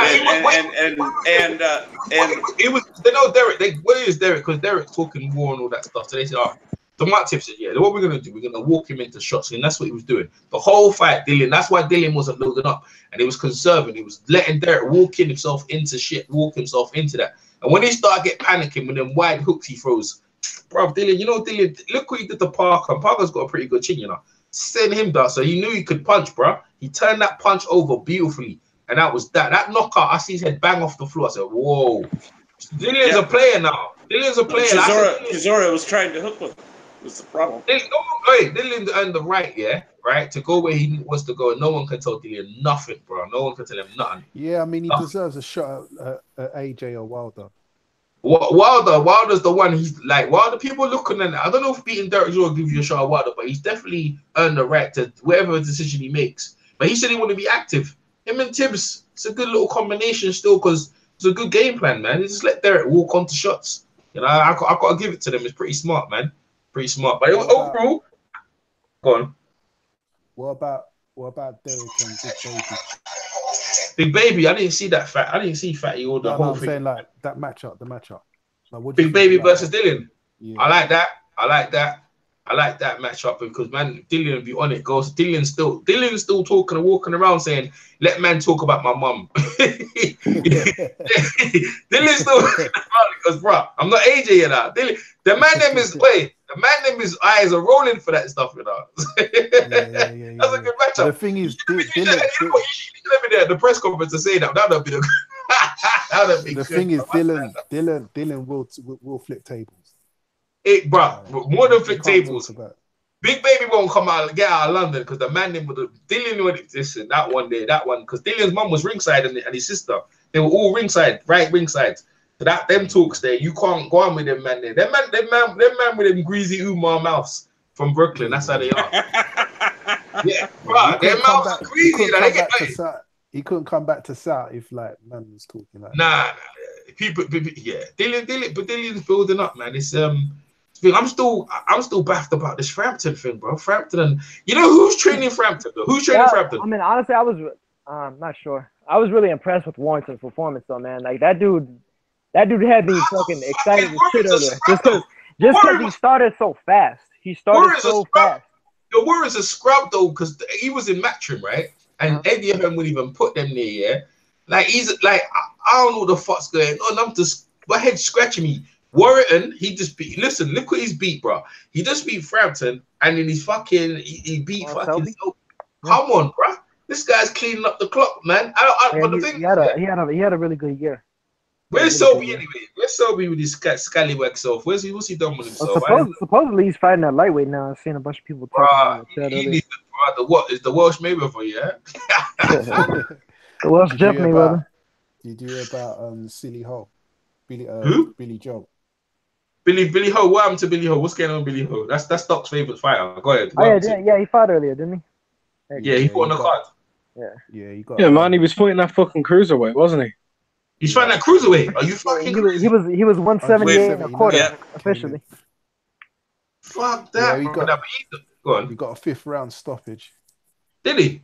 Yeah. Yeah, guy refused to come out the corner. That's what I'm saying, man. Billy Joe versus Rocky Fielding coming soon. Fucking no. This I don't even know what's going on. This is now, but I don't know what's going on with there, man. It's just Charlie was a champion. I actually got him. I actually got the interview with him straight after. He's happy. He's just happy because his brother and family and you kind of, you know, isn't it? You're gonna have to kill man in the backyard. That man from Nicaragua ain't got no money. Even when I was talking to him, you see my interview on the boxing way, and I was talking to him, very humble and respectful and everything. But I told him straight, bro. You're gonna have to. You come to England, you're then they're gonna rob your blood clot, innit? They're gonna rob you, bro. He was just cool with it. You know what I mean? I was the only. You know, I'm the only one who actually interviewed him. No one even cared about that dude. You know, cause I know I interviewed. You know, I interviewed him. Cause I knew now I'll be there. You know, I kind of interviewed for now because I know now and American Spanish and the population for the boxing voice because they all speak Spanish, innit? So, well, let me interview him because no one even cared about that youth, bro. And now it's like. He's just got, I think he's been done dirty. I think he's been done dirty. I actually thought he got robbed. I honestly just thought, nah, this kid's been robbed. Yeah, I mean, I thought Rosales won, but Edwards did have a good performance, at least early on. I didn't see anything he did. You know, I didn't see him do anything. No? He was defensively responsible. Yeah, I mean, I thought he beat Rosales to the punch a few times, and I thought there was a few instances where Rosales, almost not unlike Jermel earlier with Tony Harrison, where he was a little bit too standoffish, where he wasn't really throwing and pressing enough with his advantage, and so he was basically allowing the circumstances to exist for the judges to fill it. Maybe I was a bit harsh then. Too on pace, we were saying. Charlie hear this and go, you're two-faced. You're two-faced. You're snaking me because when I interviewed him, he don't really, he don't really good. If he is this like, he's coming for me, bro. He's gonna come for me. In the first 3-4 rounds, he done well, but then Rosales just came back. Like he started to step up the pressure, started landing more effective shots, started pressing the fight. Once Edwards lost a little bit of the bounce in his legs, that's when Rosales started to make hay. I wasn't even bleeding in the fight. I saw his face was punched. His face was punched up. He was bleeding. Wasn't he bleeding? Yeah, he had the cut on his hair. Yeah, he was getting touched up, bruv. Because I told him to Craig. Me and Craig was talking. I interviewed Craig. Goes, nah, bro. I'm not even watching this fight. Man's getting punched up. He ain't got no power. I don't know where he's getting himself. And me and him was just thinking the same. So when it came to the scorecard, I see him on his knees and all kinds of things. And it's like, bro, they just gave it to him. But I was thinking, Charlie, you know what? See them guys there he beat, against them Japanese Higo and all that man. Bro, Charlie, listen, bro. He beat some savages out there. So you know some of them bears are going to be waiting to come back for their belts. So you can't get away with it. Them men are waiting for you, innit? Yeah, so, you might win a title, Charlie, but, bro, keeping that blood clot thing is going to be hard, man. I think they might be able to keep it on him, though, because, I mean, there's a couple of voluntaries that he could probably knock over. If you keep it in England, exactly. But look, bro, you know what the savages in that division are waiting for him. They're waiting for him. But I don't think that he has to fight him immediately, though. That's the issue. Well, the WBC got. You know what they're gonna do? I reckon they give it to him. Who's the Mexican guy coming through? Because they've probably got some tight Mexican coming through, and they're gonna serve Charlie up to him, innit? Probably. That's how it goes. Platano says, "Hey guys, both Charlos should have won, but both look vulnerable against D-level guys." That's what he's saying in the chat. D-level guys. Damn, D-level. Yeah.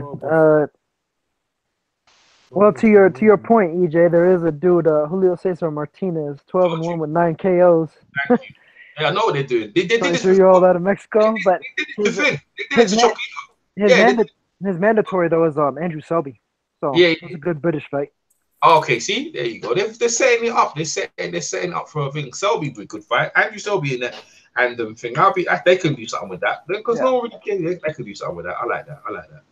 Yeah, but I mean, even still, like I'm talking about though, beyond Selby, Martinez is in a mandatory, and then beyond him, like there's a couple of guys that I think are very beatable as a voluntary defenses.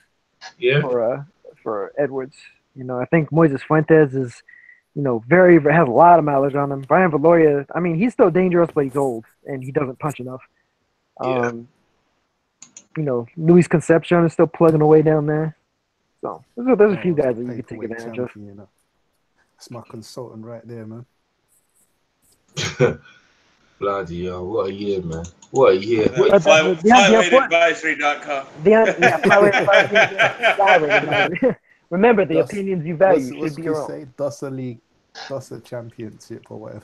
The DOSA Champion? But the unfortunate thing about the Edwards win, though, is I think we're a lot less likely to see unifications at flyweight because they're all in a position where they're not going to leave their country. So you got Edwards, he's going to stay around in the UK, or Selby if he beats him.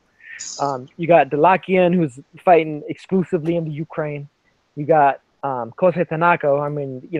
Here I'm sure he would travel because he's one of those guys that's like really trying to put his name in boxing history with what he's doing. He's very verbose about that. And then Thalane will travel too because the South African boxing scene doesn't have a ton of money behind it necessarily, so he'll have to go with the money sometimes.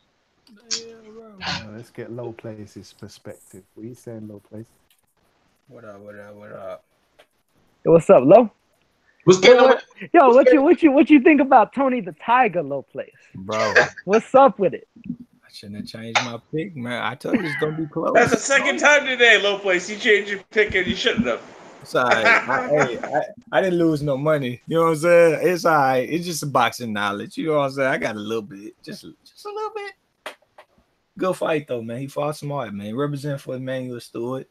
Got a new Emmanuel Stewart champion, new Kronk Gym kind of champion. Detroit, stand up.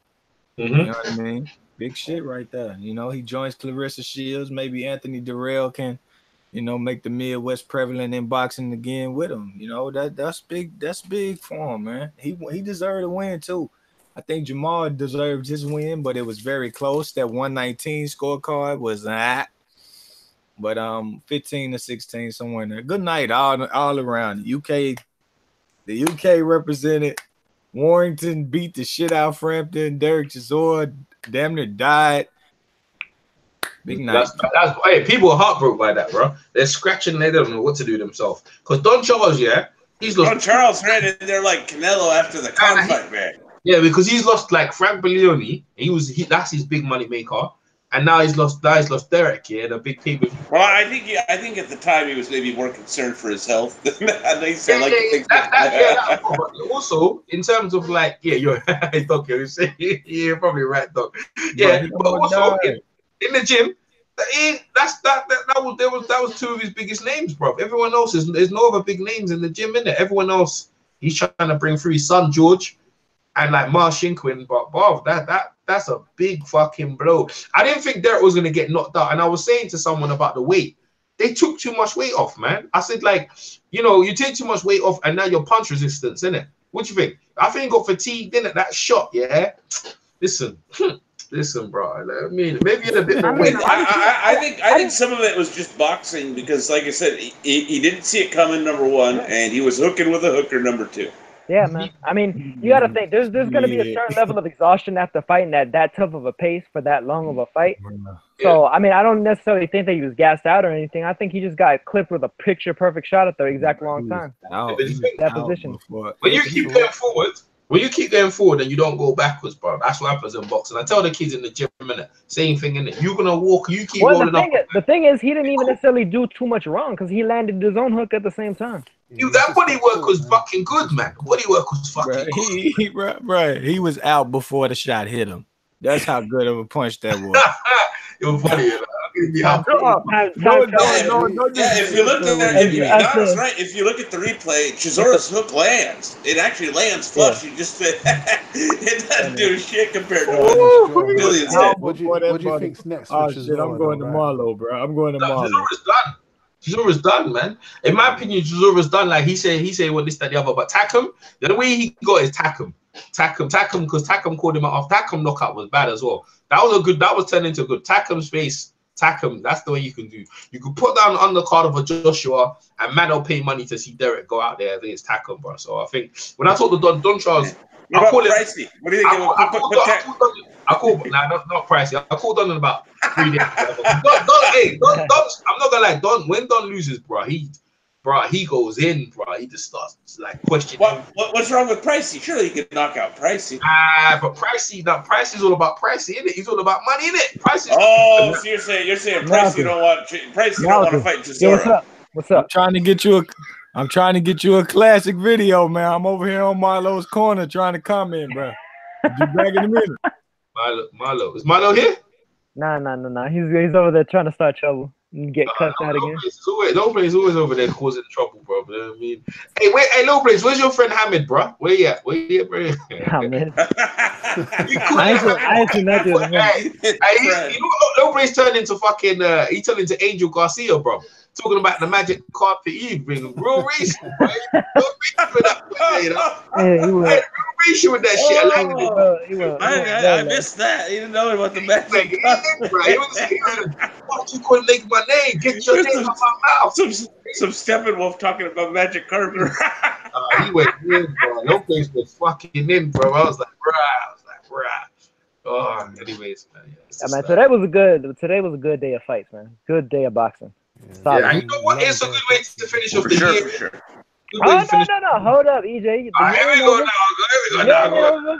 The year ain't over. Next week, Here we go. ESPN Plus broadcasting live from Tokyo, Japan. Takuma Inoue, the brother of the chosen one. The chosen one, now Inoue, taking on Pechport Chipatana out of Thailand for the vacant WBC bantamweight belt, or interim belt at least. Then Ken Shiro defending his WBC light flyweight versus Saul Juarez, very good fighter. And then what was the main event of that? It was going to be what was the main event of that? It was Ken Shiro. Ken Shiro versus Juarez, and then Masayuki Ito defending his WBO super featherweight title against Yevgeny Chuprikov. Who's televising that? That's going to be ESPN Plus in the US at the very least. But I also trust me, I got an inside connection to a direct Japanese feed as well for. Man, I'm blocked now. I can't get you no press pass. Tonight. I know, but I figured they probably blocked you. I don't think they were gonna leave us a chance. I can't be Minister Trey yet. I was trying to get you a motherfucking classic. I was setting myself out for this shit. They gonna block me, bro. Yeah, they over there complaining about Charlo ain't slick no more, man. Derrick James, man, they just don't know that boy Tony Harrison. She didn't want to embrace them. She didn't embrace them hype talk, and all them things. They need to understand, that's one thing. And I was talking to one guy, I was actually talking to Craig Richards. He was talking about I need to be hyper, and I said, bro, there's you could be a Hara Davis. Or you could be a quiet assassin, and either way, when you get there, you when you get to the top of the mountain, then maybe you can start talking. But understand, when you start talking, you take your eye off the game. You should be in the gym, innit? Focus on what you're doing. Like, not everyone could be Ali and listen, bro. Like, and not only that, but here's the thing: when you step up your level of competition, sometimes more flaws get exposed, and sometimes the things that the tricks that were working before don't work against these guys. Hey, I tell you what, man, Tony Harrison, that's redemption, bro. He been knocked out twice. Yeah. Tony, I like seeing that shit. I like seeing it. Like Abner Morris. Tony Harrison pulled off the fucking underdog story. Yeah. None of us I didn't see it coming. So we got a question. Dogbo victory or the victory over for the upset of the year tonight? Or Dogbo? But Dogbo getting knocked out or beat up by Navarrete or winning by knockout against. I would say Tony Harrison. I would say Tony Harrison was an upset. I just think Harrison knockout was bad. I would say Harrison for upset of the year because he already been knocked out twice. I'd say Harrison because Navarrete was an unknown quantity and he had a pretty legit looking record at the very least. Even if you haven't necessarily seen too much. This dude boxed Jermel ears off. He boxed his ears off. And then honestly, another upset of the year, I'd say Rosales over Higa was a big upset. That was a very big upset. Now, do you want to know the biggest upset? What's that? Salido and Lomachenko. Man, that's That was bad, man. That's all time. Salido's now reprising the role of the final boss, the final. I'm just shocked, bro. I'm shocked. Like, it was a good ass night, man. Good ass whole day of fucking sports. A lot of discussion going on after, man. Big day.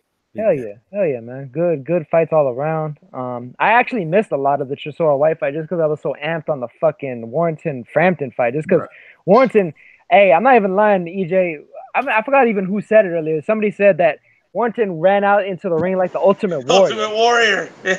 And he ran out to the ring like the Ultimate Warrior. That's funny. I'm expecting him to come up and start shaking the ropes and shit. I'm not even joking, EJ. As soon as that bell rang, Warrington came out swinging. He came out hooking with Frampton fighting.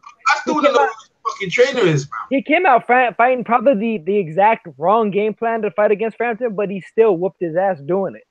He still whooped his ass doing it. It was crazy. Who's his fucking trainer, man? Like, who's his trainer? That's what I want to know. That, because you know what I'm saying? That's some shit. It's bad, man. Real bad. Yeah, that shit was crazy. Boxing, yeah, it's just crazy. Hey, I ain't tell you what I said to Tony Bellew, innit?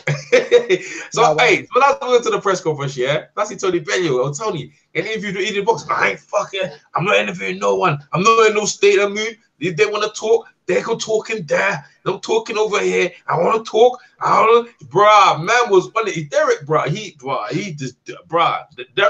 listen, he take that shit personal, you know. I mean, he didn't want to talk to no one, bro. Like, just doomed up.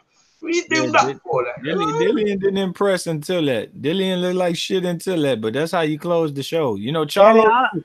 Jermel Charlo looked like shit too, but he closed the fucking show a little bit. You know what I mean? He showed that even if he's struggling, he could still turn things around. Yeah, it's somewhat to be expected in the heavyweight division. You know, these guys can be losing the fight, but then it takes that one. Well, like Brazil too. Brazil, I thought was losing to Groen, and then he fucking just landed a crazy ass right hand over the top. And Dave Allen and what's his face the other day or a few weeks ago with Webb or whatever, the prospect guy. What was that? Was it Dave Allen when he one punched that prospect that was whooping his ass? Yeah, man. Heavyweights, like you said. Yeah, exactly. Boxing is fucking. Listen. Yeah, man. Boxing is the shit, man. That's why. Hey, listen. When I'm looking at I was looking at people. Boxing, them guys, the MMA, bro. I ain't interested. I like MMA, but bro, they ain't got shit on boxing, bro. They ain't got shit on boxing. Boxing is when it's on this game, bro. These guys are just like. More, you know what I mean? And because of the social media, people can interact with them. It's just great, bro. I mean, even if I didn't think Charlie win it, Charlie, you know, he'll be talking all day. Yeah. Like, I mean, you know what I mean? I do, you know, good for Charlie at the very least, though. You know what I mean? He was able to at least put on a relatively good performance for what it was worth, and you know, he's probably gonna be able to you know, change his family's life and stuff with what he's able to do from here on out. Yeah. Good for him at the very least in that facet. And the thing is, look, bro, the opponent was fucking being that guy there who what the guy did when he's fucking been on the road. That's impressive. Hey, maybe they give the guy a rematch. Give that guy a rematch, bro. Maybe they give him a rematch. I don't know. I kind of doubt that. Something tells me not happening. I think he's. I don't think fight that guy in neutral territory. It's like that's the thing. Like how you were talking about, like just people from Nicaragua in general. Like Felix Alvarado, like Hecky Butler straight up gave up his belt to not fight Felix Alvarado. You know what I mean? He's another fighter from Nicaragua, so it's one of those things where, you know, they don't got the money behind him in order to get the sway and the favor and the big fights and things of that nature. So, you know, he'll probably go back to Nicaragua and knock out a few other of his South American brethren and such, and you know, he'll work his way back up though. I don't think this is the last we heard of him. Yeah, I don't think anybody else has beat him anytime soon. So. Yeah. It's a good night of boxing. Like you said, now it's a good night of boxing, bro. You guys start from early. Did you get on the cards and you cover the whole joint? I started since I think it was like the second or the third round of Brazil and Groen. So I was on Beats' joint earlier when the UK cards was on. I saw it was like Beats' one looked like it was like a 7 hour. After that, Beats can't take it. That was it. He's off, man.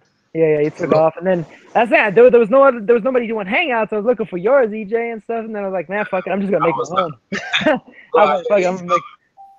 Yeah, I was out, bro. I was there, man. I was actually there watching the fight live. It's a different experience there, like with no commentary, watching it live, and like. But I already know that. I already know because I'm scoring. I was like, bro, Charlie's this is not right. But Derek, yeah, I'm not gonna lie to you, bro. Like at some point, the corner has to think, bro. Like, okay, we're taking points. The referee look like they're gonna rob us, but I talked to them that they started to panic. They thought they were losing the fight. I was like, how the fuck can you lose the fight when you're banging all these body shots and man's not doing nothing, bro? Like how? I don't know. I just can't understand. Like see me when I'm watching a fight, even in the corner. If I'm an amateur, I'm doing the fight. I'm judging. I'm fucking scoring the fight at the same time. Like I'm scoring it.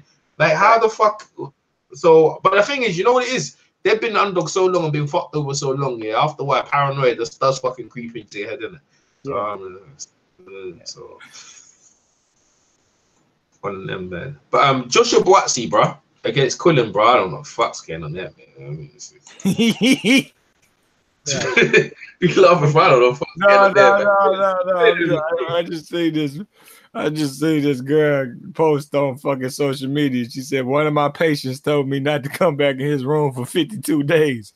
I don't know what the fuck that was so funny about that, but she goofy as shit. So I can just imagine her fucking up. And he's like, man, leave me the fuck alone. Old man at the nurse home. Yeah, interesting. Yeah. Johnny Nelson, boy. Oh, man. I tell you what, his prediction was good. Spencer Fearon's prediction was right on point. Fucking right on point. He said I got Dillian like late stoppage. I interviewed him like for a good like half an hour before the fight came on. And he said, yeah, like, I got him a late stoppage. I was like, whoa. And he called it. I couldn't believe it. Just right on point, boy. Just amazing. Just to call that right there. Yeah, I wonder if Jermel had a rematch clause for Harris. Maybe. I mean, it sounded like he might not have, though, to be honest, because if you listen to the post-fight interview, Tony Harrison was saying, like, man, you were so gracious to give me a shot. I'll give you a shot in return or whatever. And then Jermel was like, man, you know I beat you. And all this is and Tony Harrison, like, I think he was starting to think twice about giving him that rematch. He's like, man, fuck you then. Them Charlos, yeah. I'm not going to lie, them Charlos. See, Broner? Them Charlos and Broner, they need to fix up. Jermel got a bad one, bro. Jermel would have been no trouble behind it. Jermel would have snuffed him out like dude that killed Max Kellerman peoples, bro. He was no trouble, bro. I think Jermel gonna be one of them motherfuckers for real, man. He got attitude, bro. Man. Yeah, attitude. I wouldn't go that far. Attitude, bro. If thoughts of low place do not necessarily reflect those on the panel. Yo, he rolled up on a reporter. The reporter asked a sensible question. He was like, don't ask me that shit because you don't fucking believe in me. I know you don't believe. Next thing you know, he's like, but I like your hat. And next thing you know, he's like, but the reporter's like, no, I believe in you. I'm not that person. My bad. I believe in you. I really do. He's like, who make your hat? Hey, that's the next thing he asked him. This shit was weird. I was just like, man, this is Jermel Charlo out of it. But I mean, he lost the fight. It is what it is. He was close. He's on the hype, man. He's on the hype. He's charged up on the hype. He's one of them ones. This is gonna snap one day. Started to believe his own bullshit. You reckon one? Hey, you know what's funny, right? But that's sometimes it's like Clarissa Shields. She's starting to believe her own hype. You know what I mean? Yeah, she's good. She's going a little bit overboard at this. Oh my god! With all this greatest woman of all time thing, like. Oh, bro, that happens. Now, but you know what it is? They have to start saying stuff because no one cares about them. You know that. No one really cares about them, that division or anything she does. So the women start talking just to get people interested in it. So I can't even down on her, but like she's gonna have to live up to it. And to be fair, she's challenged. She wants to fight all the women in it to claim to say they're the greatest. There's only one left. There's only that Hammer left for her to fight. Hammer, I don't even know that. I never had that. Hammer's whack, bro. I don't rate her at all, man. I don't rate the Hammer at all. In my opinion, Clarissa Shields ain't even all that. I don't rate her at all. She's got a lot of holes in her game. Yeah, I mean the thing is, she's all right for what she is. You know, it's one of those things where women's boxing isn't the greatest woman boxer of all time. I mean, I don't even know, like, you know. I don't know who is, man. Who is? Yeah, I don't even know, but just looking at her, she can't be the greatest woman boxer of all time. Well, from a technical standpoint, she's not even the greatest of this era. Put it that way. Bro, Katie Taylor, bro, she's going, bro. When she goes against that Puerto Rican girl, I'm telling you right now, Find your money and pull it down on Amanda Serrano. Is it Amanda? Is Amanda. Yes. Amanda Serrano. Find your money and pull it right down on that and just cash in. Cash in on that one, bro. That girl.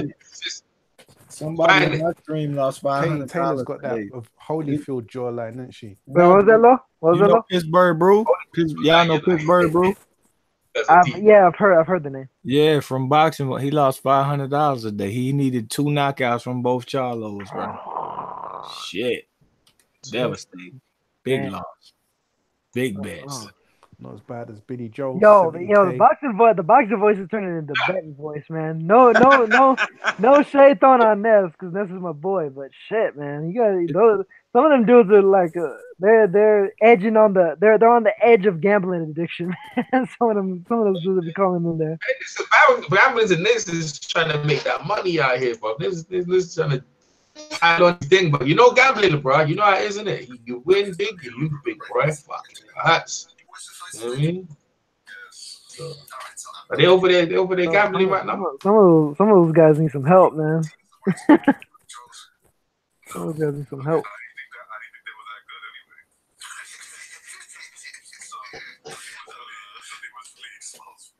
Who's that?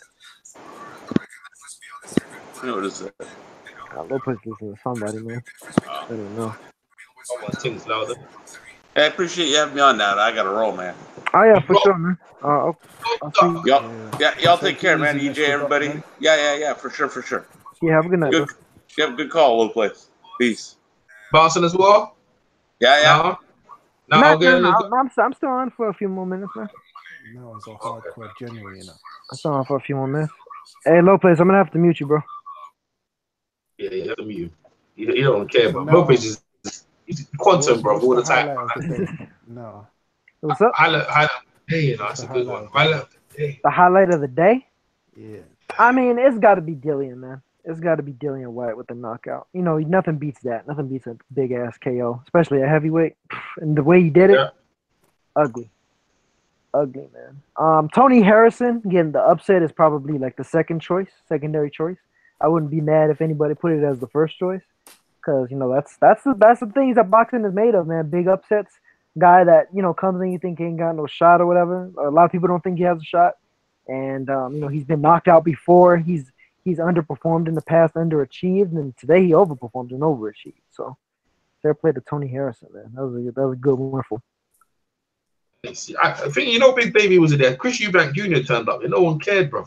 No one cared, bro. I see, like, a lot of, like, you know, I touch on it here and there, but, like, kind of like I did with Edwards earlier. Like, with Harrison, man. Like, Harrison, I'm not sure how much his purse was for tonight, but I'd be willing to bet you that maybe he's touched 6 figures once or twice in his career. With his next fight, now that he's a champion, if he fights maybe a unification against Hurd or something like that, you know he's going to be making 6 figures again. You know he might be touching $250,000, for instance, or maybe even more than that. You know, that's life-changing money. Believe it or not, you know, that's life-changing money. You know, because when you're coming from a background where you're I guess like working class, so to speak, or, you know, you have a day job in order to support your boxing or to support your daily habits in addition to the boxing checks that you get, you know, that money makes a whole world of difference. That money makes a whole world of difference. So, I mean, hey, man, if Harrison's able to parlay that into several big wins and several big paychecks, then awesome. But even just for the very next one, that's you know that tonight changed his life for sure. Yeah, albeit that the trainer has that they take their cut, the promoter takes their cut, and all that. Yeah, it's still decent money, man. Yeah, no, definitely. I mean, shoot, he probably just made a couple years' salary of whatever it is that he might do on the side or what have you, or otherwise would be doing. Nah, someone spattered your comment section, bro. I don't know who the fuck.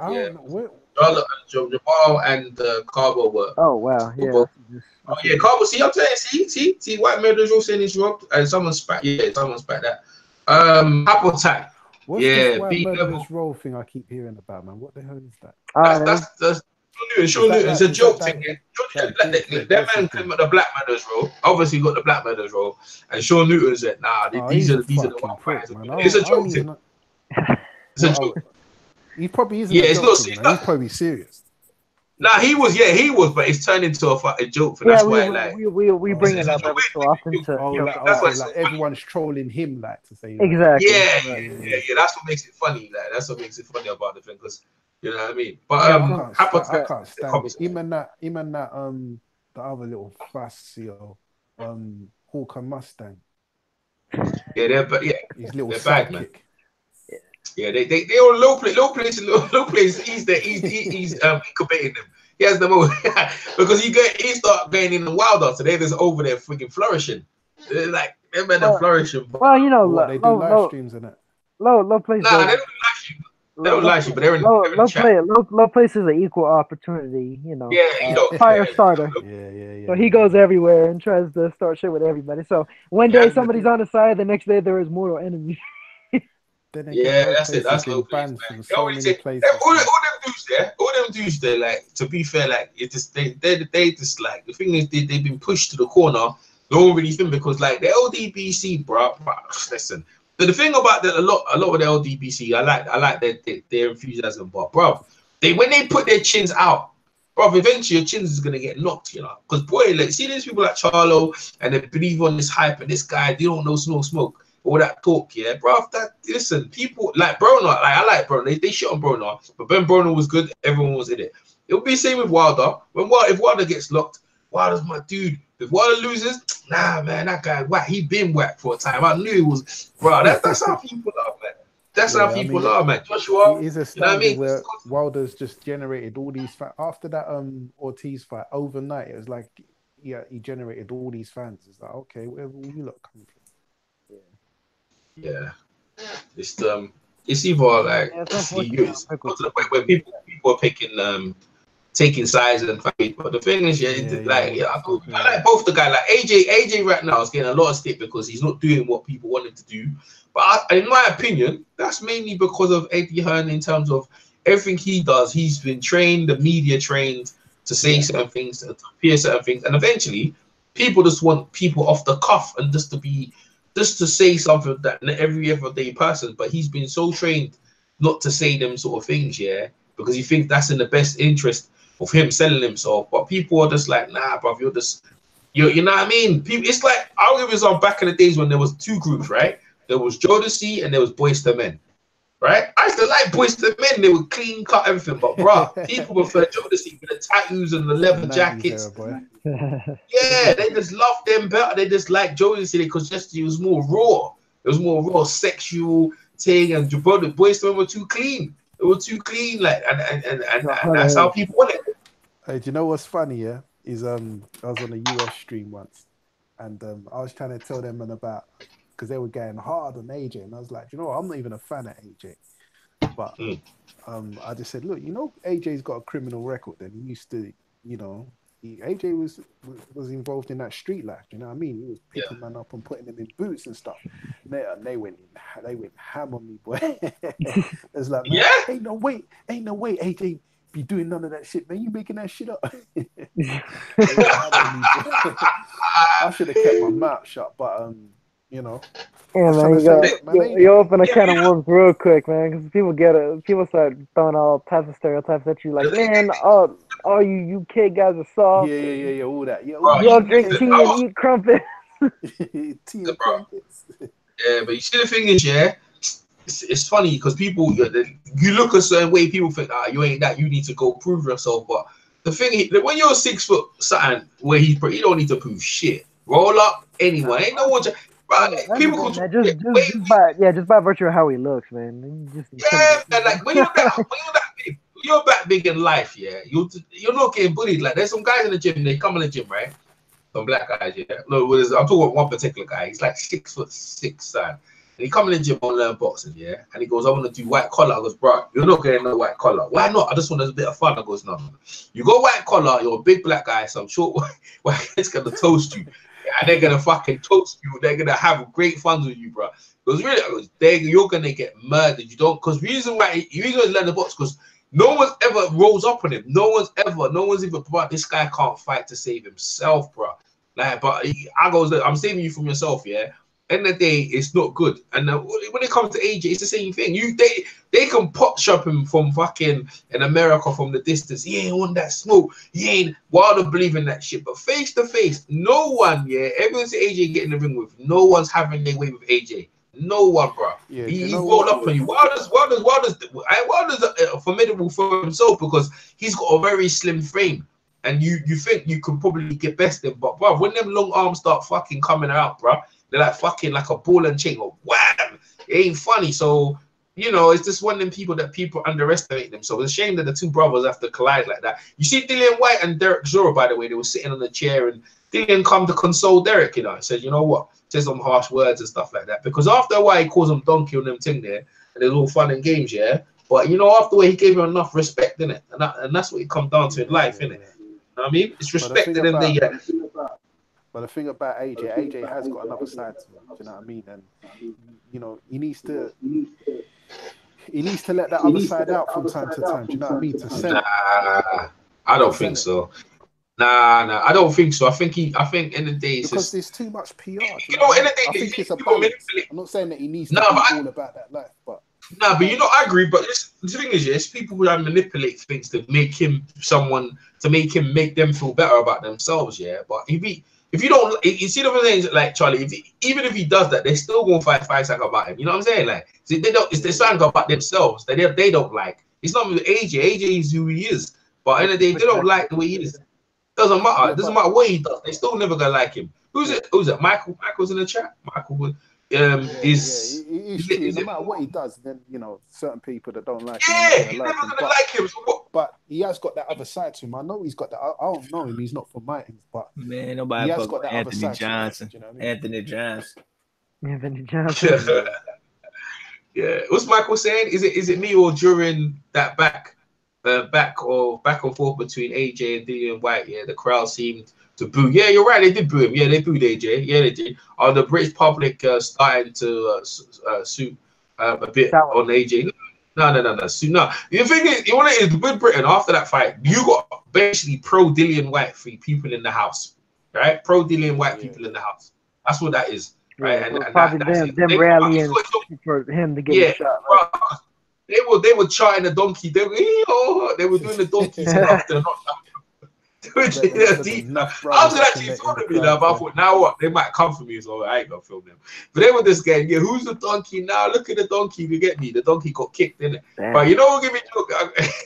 They were jokes, but it's all fun and games at the end of the day. That's a pro Dillian crowd, and they, like I said, all the people from South, they all come out from him. Dillian's one of them guys, yeah, and this is what AJ's doing and what Dillian's doing. They're bringing brothers through and putting them on the undercard, and I think that should be commendable and trying to bring people through. So like that's the good thing that AJ's doing. And Dillian's got his own promotion, and they're doing that as well. I like the idea they're bringing other young guys through and giving them a look-see on the cards and stuff like that. So you know, props to them and that. But Derek and them are just fucking. I don't even know what to do with themselves right now.